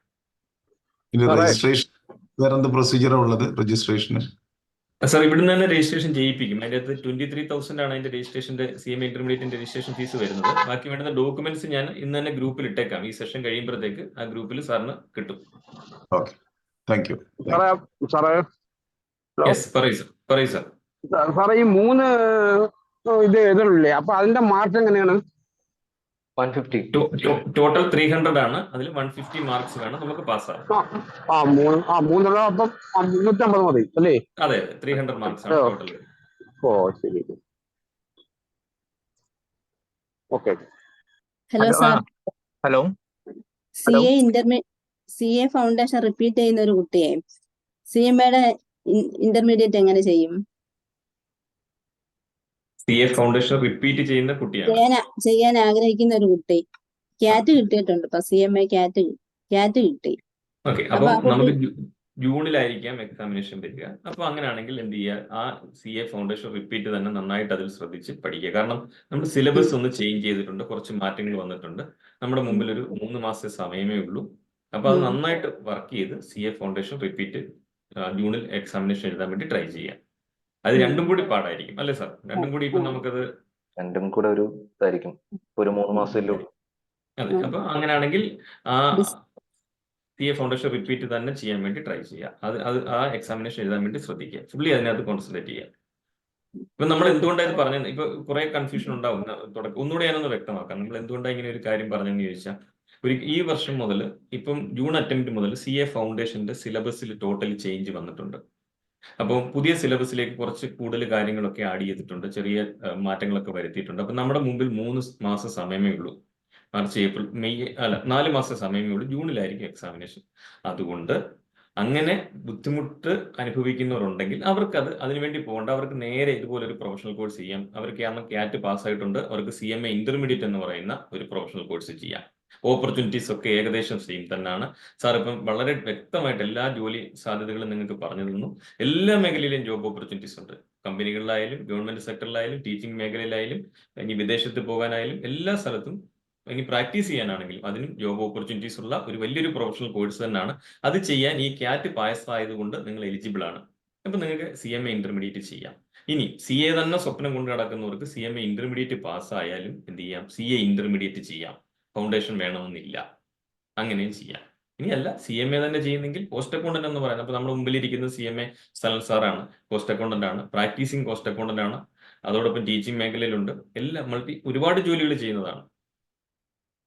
ഓക്കെ, അതാണ് വ്യക്തമാക്കാൻ വേണ്ടിയാണ് നമ്മൾ ഇങ്ങനെ ഒരു സെക്ഷൻ ചെയ്തത്. റിപ്പീറ്റ് ചെയ്യുന്നവർക്ക് റിപ്പീറ്റ് തന്നെ ചെയ്യാം. ഇല്ലാത്തവർക്ക് ഏറ്റവും വലിയൊരു ഓപ്പർച്യൂണിറ്റി ആണ്. ഇപ്പം 3 സബ്ജക്ട് എഴുതി ജൂണിൽ CMA ഇന്റർമീഡിയറ്റിന്റെ ഒരു ഗ്രൂപ്പ് ചെയ്യാം, അടുത്ത ഗ്രൂപ്പ് ഡിസംബറിൽ എക്സാമിനേഷൻ എഴുതാം. ഓക്കെ, ഇനി എന്തെങ്കിലും ഡൗട്ട് ഉണ്ടോ ആർക്കെങ്കിലും? Okay sir. Hello sir. പറയും. സാർ ഇപ്പൊ കഴിഞ്ഞ ദിവസം മെയിലായിട്ട് വന്നിരുന്നു. ഇപ്പൊ ഇന്നും മെയിൽ വന്നിട്ടുണ്ട്. 10th നാളെ രജിസ്ട്രേഷൻ ഡേറ്റ്. അപ്പൊ അത് എക്സ്റ്റെൻഡ് ആവുന്നതാണോ സാർ ഉദ്ദേശിച്ചത്? കാരണം എന്താണെന്ന് ചോദിച്ചാല്, കഴിഞ്ഞ ദിവസം ക്യാറ്റ് എക്സാമിനേഷൻ നടത്തിയപ്പോൾ ചെറിയ പ്രശ്നങ്ങളൊക്കെ ഉണ്ടായിരുന്നു. നെറ്റ് ഇഷ്യൂസ് ഒക്കെ കുറെ സെർവർ ഡൗൺ ഒക്കെ ആവുകയൊക്കെ ചെയ്തു. അപ്പൊ റിസൾട്ട് വരാൻ ഇന്നലെയാണ് സപ്ലിമെന്ററി എക്സാമിനേഷന്റെ റിസൾട്ട് വന്നത്. അപ്പൊ അതുകൊണ്ട് എന്തായാലും ശരി, കുറച്ച് ദിവസം എക്സ്റ്റെൻഡ് ചെയ്യും. നമ്മളിന്ന് അവരെ കോൺടാക്ട് ചെയ്തിട്ടുണ്ടായിരുന്നു ICMA. അപ്പൊ എന്തായാലും ഉണ്ടാവും. അത് 2 ദിവസങ്ങളിൽ അവർ അറിയിക്കുമെന്ന് പറഞ്ഞിട്ടുണ്ട്. Okay sir, thank you. Sir, job opportunity പറഞ്ഞപ്പോ ഒരു കാര്യം പറയാൻ ഞാൻ വിട്ടുപോയി. കഴിഞ്ഞ ദിവസം പഞ്ചാബ് നാഷണൽ ബാങ്കിന്റെ റിക്രൂട്ട്മെന്റ് പറഞ്ഞിട്ടുണ്ടായിരുന്നു. 1000 പേരെയാണ് പഞ്ചാബ് നാഷണൽ ബാങ്ക് പുതിയ റിക്രൂട്ട് ചെയ്യാൻ വരുന്നത്. CA ആണ്, CA ഓർ CMA ആണ്. 1000 വേക്കൻസീസ് ആണ് ബാങ്കിങ് സെക്ടറിൽ. ഒരൊറ്റ ബാങ്ക് തന്നെയാണ്. അപ്പൊ ആ ഒറ്റ ബാങ്ക് 1000 വേക്കൻസി വിളിച്ചിരിക്കുന്നത് CA ഓർ CMA ആണ് ക്വാളിഫിക്കേഷൻ ആയിട്ട് പറഞ്ഞിരിക്കുന്നത്. അതിൽ റിട്ടൺ എക്സാം, ദെൻ ഇന്റർവ്യൂ, അത് മാത്രമേ ഉള്ളൂ. അപ്പൊ അതുകൊണ്ട് ഓപ്പർച്യൂണിറ്റി വിശാലമാണ് ഇപ്പോ. അതെ അതെ അതെ, തീർച്ചയായിട്ടും. അപ്പോ മറ്റ് ഡൗട്ടൊന്നും ഇല്ല എങ്കിൽ നമുക്ക് സെഷൻ വൈൻഡപ്പ് ചെയ്യാം. നിങ്ങൾക്ക് ഇനി എന്തെങ്കിലും കാര്യങ്ങൾ അറിയണമെന്നുണ്ടെങ്കിൽ എന്നെ കോൺടാക്ട് ചെയ്യാം, അല്ലെങ്കിൽ നിങ്ങളുടെ ക്ലാസിന്റെ ചുമതലയുള്ള Zubeda miss, Sujitha madam, Manoj sir, ആരെ വേണമെങ്കിലും കോൺടാക്ട് ചെയ്യാം. അവരതിന്റെ വിശദമായിട്ട് ഒന്നുകൂടെ കാര്യങ്ങൾ പറഞ്ഞു തരും. എന്തെങ്കിലും ഡൗട്ട് ഉണ്ടെങ്കിൽ. എനിക്ക് തോന്നുന്നു ഇനി ഇതിനകത്ത് ഡൗട്ട് വരാനൊന്നുമില്ല. എല്ലാ കാര്യങ്ങളും വളരെ വിശദമായിട്ട് സാർ പറഞ്ഞു തന്നിട്ടുണ്ട്. ഇനി സംശയം വരാൻ സാധ്യതയില്ല. ഒരു സംശയം ഉണ്ടായിരുന്നു. പറയൂ സാർ. ഇപ്പൊ CMAയുടെ ഇന്റേൺഷിപ്പ് കഴിഞ്ഞിട്ടുണ്ടെങ്കിൽ വീണ്ടും CAയുടെ ഇന്റേൺഷിപ്പ് എഴുതുമ്പോൾ ഈ ആർട്ടിക്കൽഷിപ്പിന്റെ ആ പീരീഡ് എന്തായിരിക്കും? അത് സാർ, ഇപ്പോ CMAയുടെ കഴിഞ്ഞു കഴിഞ്ഞാൽ ഞാൻ പറഞ്ഞില്ലേ, നമുക്ക് CAക്ക് ചാർട്ടേഡ് അക്കൗണ്ടന്റ് ആണ് അവർക്ക് മെയിൻ. ചാർട്ടേഡ് അക്കൗണ്ടിന്റെ കീഴിലാണ് അവർക്ക് ആർട്ടിക്കിൾഷിപ്പ് ചെയ്യേണ്ടത്. പക്ഷെ നമ്മളെ സംബന്ധിച്ച് നമുക്ക് ഞാൻ ചോദിക്കുന്നത് ആ ടൈം ഫ്രെയിം ആണ്. അപ്പൊ നമ്മളിപ്പോ CMA ഇന്റേൺഷിപ്പ് കഴിഞ്ഞു, വീണ്ടും CAയുടെ ഇന്റേൺഷിപ്പ് എഴുതണമെന്നുണ്ടെങ്കിൽ അപ്പൊ ഒരു 1 year അല്ലെങ്കിൽ ഒരു 6 monthsന്റെ ഗ്യാപ്പ് ഉണ്ടാവില്ലേ? അപ്പൊ ഇന്റേൺഷിപ്പിന്റെ ഇത് എങ്ങനെയായിരിക്കും? സാർ, സാർ പറഞ്ഞ എനിക്ക് കറക്റ്റ് ക്ലിയർ ആയില്ല. ഇപ്പൊ ഞാൻ അതിനകത്ത് ഒരു കാര്യം ഞാൻ സാറിനോട് ഇനി പറയാം. ഇപ്പം സാധാരണ കുട്ടികള് ഇപ്പം CMA ഇന്ററും CA ഇന്ററും പാസ്സായ ഒരു കുട്ടി, ആ കുട്ടി ഓട്ടോമാറ്റിക്കായിട്ട് CA ഇന്ററിന്റെ ആർട്ടിക്കിൾഷിപ്പിന് കയറും. CA ഇന്ററിന്റെ ആർട്ടിക്കിൾഷിപ്പിന് കയറി ചെയ്തതിനു ശേഷം ഒരു ചാർട്ടേഡ് അക്കൗണ്ടിന്റെ കീഴിൽ നിന്ന് CA ഇന്ററിന്റെ ആർട്ടിക്കിൾഷിപ്പ് കണ്ടിന്യൂ ചെയ്യും. ദെൻ 15 മാസം കഴിയുമ്പോൾ ആ കുട്ടിക്ക് ചാർട്ടേഡ് അക്കൗണ്ടിന് തന്നെ അവരുടെ ക്ലയൻസിന്റെ ഒരു എക്സ്പീരിയൻസ് കൊടുത്ത് CMAയുടെ ആർട്ടിക്കിൾഷിപ്പ് അതിന്റെ കൂടെ കംപ്ലീറ്റ് ആക്കാൻ പറ്റും. ആ രീതിയാണ് സർ പൊതുവെ ചെയ്തു വരുന്നത്. ശരി, ക്ലിയർ ആയി. അപ്പൊ അങ്ങനെ ആകുമ്പോഴത്തേക്കും രണ്ടിന്റെയും ഒരേപോലെ, ഒരു വെടിക്ക് 2 പക്ഷി എന്ന് പറയുന്ന പോലെ ഒറ്റയടിക്ക് തന്നെ രണ്ടിന്റെ ആർട്ടിക്കിൾഷിപ്പ് നമുക്ക് ഫിനിഷ് ചെയ്യാൻ പറ്റും. ഓക്കെ, ക്ലിയർ ആയി. Thank you sir.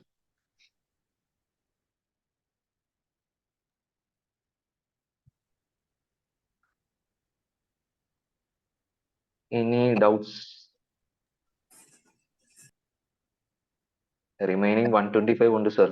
ആർക്കെങ്കിലും ഡൗട്ട്സ് ഇനി? സാർ ഒരു ഡൗട്ട് ഉണ്ട്. ഓക്കെ. അത് ആർട്ടിക്കിൾഷിപ്പിന്റെ സാർ ഇപ്പോ ഒരു കാര്യം പറഞ്ഞിരുന്നില്ല, അത് ഒന്നുകൂടെ ഒന്ന് ക്ലിയർ ചെയ്യാമോ? രണ്ടിനും കൂടെ എങ്ങനെ ചേർത്ത് ഒരു രണ്ടിനും കൂടി ചേർത്തിട്ടാ? ഇപ്പം ഒരു കുട്ടി, ഇപ്പൊ ഞാൻ ആയിക്കോട്ടെ, ഇപ്പൊ ഞാൻ CA ഇന്റർമീഡിയറ്റും CMA ഇന്റർമീഡിയറ്റും പാസ്സായി. ഇപ്പൊ ഞാൻ ഫസ്റ്റ് ചിലപ്പോൾ CMA ഇന്റർമീഡിയറ്റ് ആയിരിക്കും ഞാൻ ആദ്യം പാസ്സാവുന്നത്. അതിനുശേഷം ഞാൻ CA ഇന്റർമീഡിയറ്റിന് വേണ്ടി ട്രൈ ചെയ്യും. ഞാൻ CA ഇന്റർമീഡിയറ്റ് പാസ്സായി. ഞാൻ ആർട്ടിക്കിൾഷിപ്പിന് വേണ്ടി അപ്ലൈ ചെയ്യും. ഒരു ചാർട്ടേഡ് അക്കൗണ്ട് എടുത്ത് അപ്ലൈ ചെയ്യും. എനിക്കത് കിട്ടി. ഞാൻ ആ ചാർട്ടേഡ് അക്കൗണ്ടിന്റെ കീഴിൽ CAയുടെ ആർട്ടിക്കിൾഷിപ്പിന് വേണ്ടി ഞാൻ ജോയിൻ ചെയ്തു. ജോയിൻ ചെയ്ത് കഴിഞ്ഞതിന് ശേഷം 15 മാസം ആകുമ്പോഴത്തേക്കും, ഞാൻ അവിടെ നിന്ന് ഒരു 15 മാസം ആകുമ്പോഴത്തേക്കും സാധാരണ കേസിൽ ആ ചാർട്ടേഡ് അക്കൗണ്ടന്റ് CMAക്കുള്ള എക്സ്പീരിയൻസ് കൂടെ ചെയ്തു കൊടുക്കും. അതെന്ന് പറയുമ്പോൾ ഞാൻ പറഞ്ഞു, CMAക്ക് CAയുടെ എക്സ്പീരിയൻസ് സാധാരണ കൊടുക്കാറില്ല. പകരം ചെയ്യുന്നത് അവർക്ക് ക്ലയൻസ് ഒരുപാട് പേരുണ്ട്. കുറെ കൺസ്ട്രക്ഷൻ കമ്പനീസ് കാണാം, ഹോസ്പിറ്റാലിറ്റി കാണാം, അങ്ങനെ ഒരുപാട് പേര് കാണാം. സോ അവരുടെ കയ്യിൽ നിന്നും ഒരു എക്സ്പീരിയൻസ്, അവരുടെ ഏതെങ്കിലും അക്കൗണ്ട്സിൽ വർക്ക് ചെയ്തതായിട്ടോ അവരുടെ ഏതെങ്കിലും ഒരു മാനേജറായിട്ട് പെർഫോം ചെയ്തതായിട്ടോ ഒരു എക്സ്പീരിയൻസ് വാങ്ങിച്ച് CMAയിലെ T4ഉം T5ഉം ഫയൽ ചെയ്താൽ CMAയുടെ ആർട്ടിക്കിൾഷിപ്പ് കംപ്ലീറ്റ് ആവും. പിന്നെ ബാക്കി നിങ്ങളുടെ CAയുടെ ആർട്ടിക്കിൾഷിപ്പ് അവിടെ കണ്ടിന്യൂ ചെയ്ത് ഇറങ്ങാൻ പറ്റും.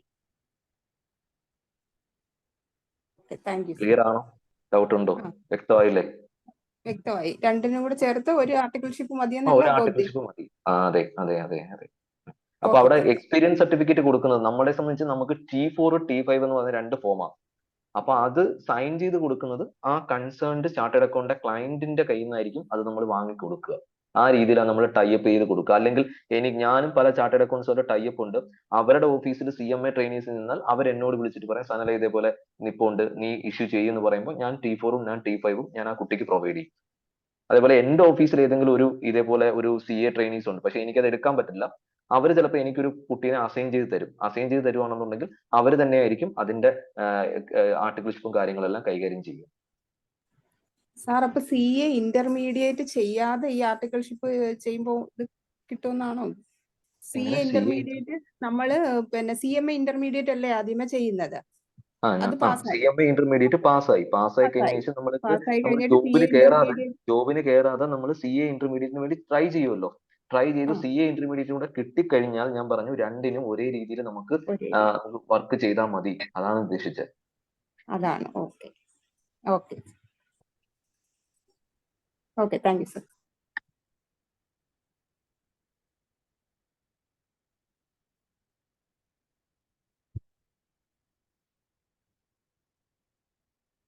ഓക്കെ സാർ, ഇനിയിപ്പം ഡൗട്ട് ഒന്നും ഇല്ല എന്ന് വിചാരിക്കുന്നു. അങ്ങനെയാണെങ്കിൽ നമുക്ക് സെഷൻ വൈൻഡപ്പ് ചെയ്യാം. അപ്പൊ നിങ്ങൾക്ക് എന്ത് സംശയങ്ങൾ ഉണ്ടെങ്കിലും ത്രൂ ഫോണിൽ ഞങ്ങളെ കോൺടാക്ട് ചെയ്യാം. എനി ടൈം ഞങ്ങളെ കോൺടാക്ട് ചെയ്യാം. അത് ഞാൻ ക്ലിയർ ചെയ്ത് തരാം. അല്ലെങ്കിൽ ഒരു വാട്സപ്പിൽ മെസ്സേജ് അയച്ചിരുന്നാൽ മതി. ഇനി എന്തെങ്കിലും സംശയങ്ങൾ ഉണ്ടെങ്കിൽ അത് പറഞ്ഞു തരാം. അപ്പോ യെസ്, ഇപ്പോൾ CMA ഫസ്റ്റ് ഗ്രൂപ്പ് പാസ്സായാൽ ആർട്ടിക്കിൾഷിപ്പ് അങ്ങനെ പറ്റുമോ? ചെയ്യാൻ പറ്റുമോ? CMA സംബന്ധിച്ച് CMAയില് ഒരു ഗ്രൂപ്പ് കംപ്ലീറ്റ് ചെയ്യണമെന്നില്ല. നമ്മൾ CMAയിലേക്ക് എൻറ്റർ ചെയ്ത് കഴിഞ്ഞാൽ നമുക്ക് 2 ഗ്രൂപ്പിന്റെ ക്ലാസ് കിട്ടി, നിങ്ങൾ എക്സാം എഴുതി. ഇൻ കേസ് എക്സാമിൽ നിങ്ങൾ ഫെയിൽ ആയി, നിങ്ങൾക്ക് വേണമെങ്കിൽ ആർട്ടിക്കിൾഷിപ്പിന് കയറാം. ഇല്ലെങ്കിൽ ഒരു ഗ്രൂപ്പ് കിട്ടിയിട്ട് നിങ്ങൾക്ക് ആർട്ടിക്കിൾഷിപ്പിന് കയറാം. നമുക്കിപ്പോ കമ്പനീസിലൊക്കെ നിങ്ങളെ സെലക്ട് ചെയ്യണമെങ്കിൽ അവരുടെ ക്രൈറ്റീരിയ ഒരു ഗ്രൂപ്പ് പാസ്സാകണം എന്നായിരിക്കും അവരുടെ ഒരു ക്രൈറ്റീരിയ. ഒരു ഗ്രൂപ്പ് പാസ്സായെങ്കിൽ മാത്രമേ നമുക്ക് എടുത്തിട്ട് കാര്യമുള്ളൂ. അപ്പൊ ഒരു കുട്ടിയെ നമ്മൾ CMAക്ക് ജോയിൻ ചെയ്തു എന്ന് പറഞ്ഞൊരു കുട്ടിയെ നമ്മൾ എടുക്കുമ്പോൾ ആ കുട്ടി ചിലപ്പോൾ CMA കംപ്ലീറ്റ് ചെയ്യണമെന്നില്ല. ചിലപ്പോൾ ആർട്ടിക്കിൾഷിപ്പ് പ്രോപ്പർ ആയിട്ട് ചിലപ്പോൾ അതുകൊണ്ട് പകുതി വെച്ച് ആ കുട്ടിയുടെ വിട്ടിട്ട് പോകും. അപ്പൊ അതുകൊണ്ട് തന്നെ നമ്മൾ സാധാരണ കേസിൽ ഒരു ഗ്രൂപ്പ് ക്വാളിഫൈ ചെയ്യുന്ന ആളെയാണ് നമ്മൾ സാധാരണ കേസിൽ നമ്മൾ സെലക്ട് ചെയ്യുക. ഒരു ഗ്രൂപ്പെങ്കിലും ക്വാളിഫൈ ചെയ്താൽ ആ കുട്ടീനെ നമ്മൾ ആർട്ടിക്കിൾഷിപ്പിന് വേണ്ടി നമ്മൾ വിളിക്കും. അങ്ങനെ വിളിക്കുമ്പോൾ നമുക്ക് തന്നെ ഒരു ഇതുണ്ട്, ആ കുട്ടി നല്ല രീതിയിൽ പഠിക്കാൻ വേണ്ടിയിട്ട് വർക്ക് ചെയ്യും.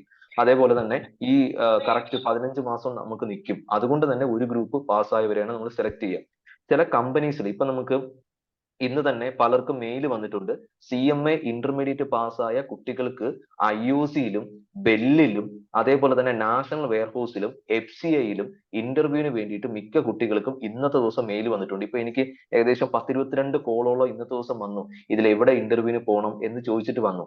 അവിടെ പറഞ്ഞ ക്രൈറ്റീരിയ CMA 2 ഗ്രൂപ്പും പാസ്സായവർക്കാണ് ആ ഒരു ട്രെയിനിങ് ഇൻസ്റ്റിറ്റ്യൂട്ടിന്റെ നേതൃത്വത്തിൽ അറേഞ്ച് ചെയ്ത് കൊടുക്കുന്നത്. അപ്പോൾ അവിടെ 2 ഗ്രൂപ്പും പാസ്സായെങ്കിൽ മാത്രമേ ഇൻസ്റ്റിറ്റ്യൂട്ട് ഡയറക്റ്റ് ആയിട്ട് ട്രെയിനിങ് അറേഞ്ച് ചെയ്തു. പിന്നെ ഞാൻ കുറച്ച് എന്റെ പ്രസന്റേഷനിൽ മഹാരത്ന, നവരത്ന, മിനിരത്ന എന്ന് പറയുന്ന കമ്പനികളിലൊക്കെ ആർട്ടിക്കിൾഷിപ്പിന് വിളിക്കും.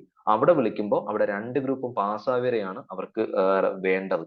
കാരണം ഞാൻ പറഞ്ഞില്ല, അല്ലെങ്കിൽ മറ്റൊരു വിഷയം എന്ന് പറഞ്ഞാൽ ഈ ഒരു ഗ്രൂപ്പ് പാസ്സായി നിൽക്കുന്ന കുട്ടികളെ സെലക്ട് ചെയ്യുന്ന, അല്ലെങ്കിൽ ഒരു ഗ്രൂപ്പ് പാസ്സാകാതെ നിൽക്കുന്ന കുട്ടികളെ നിൽക്കുമ്പോൾ പകുതി വെച്ചിട്ട് ഇത് ഇട്ടിട്ട് പോകും, അല്ലെങ്കിൽ സീരിയസ്നെസ് ഉണ്ടാവില്ല എന്നൊക്കെ ചില റീസൺസ് കൊണ്ടാണ് ആ ഒരു രീതി സംഭവിക്കുന്നത്. Thank you sir.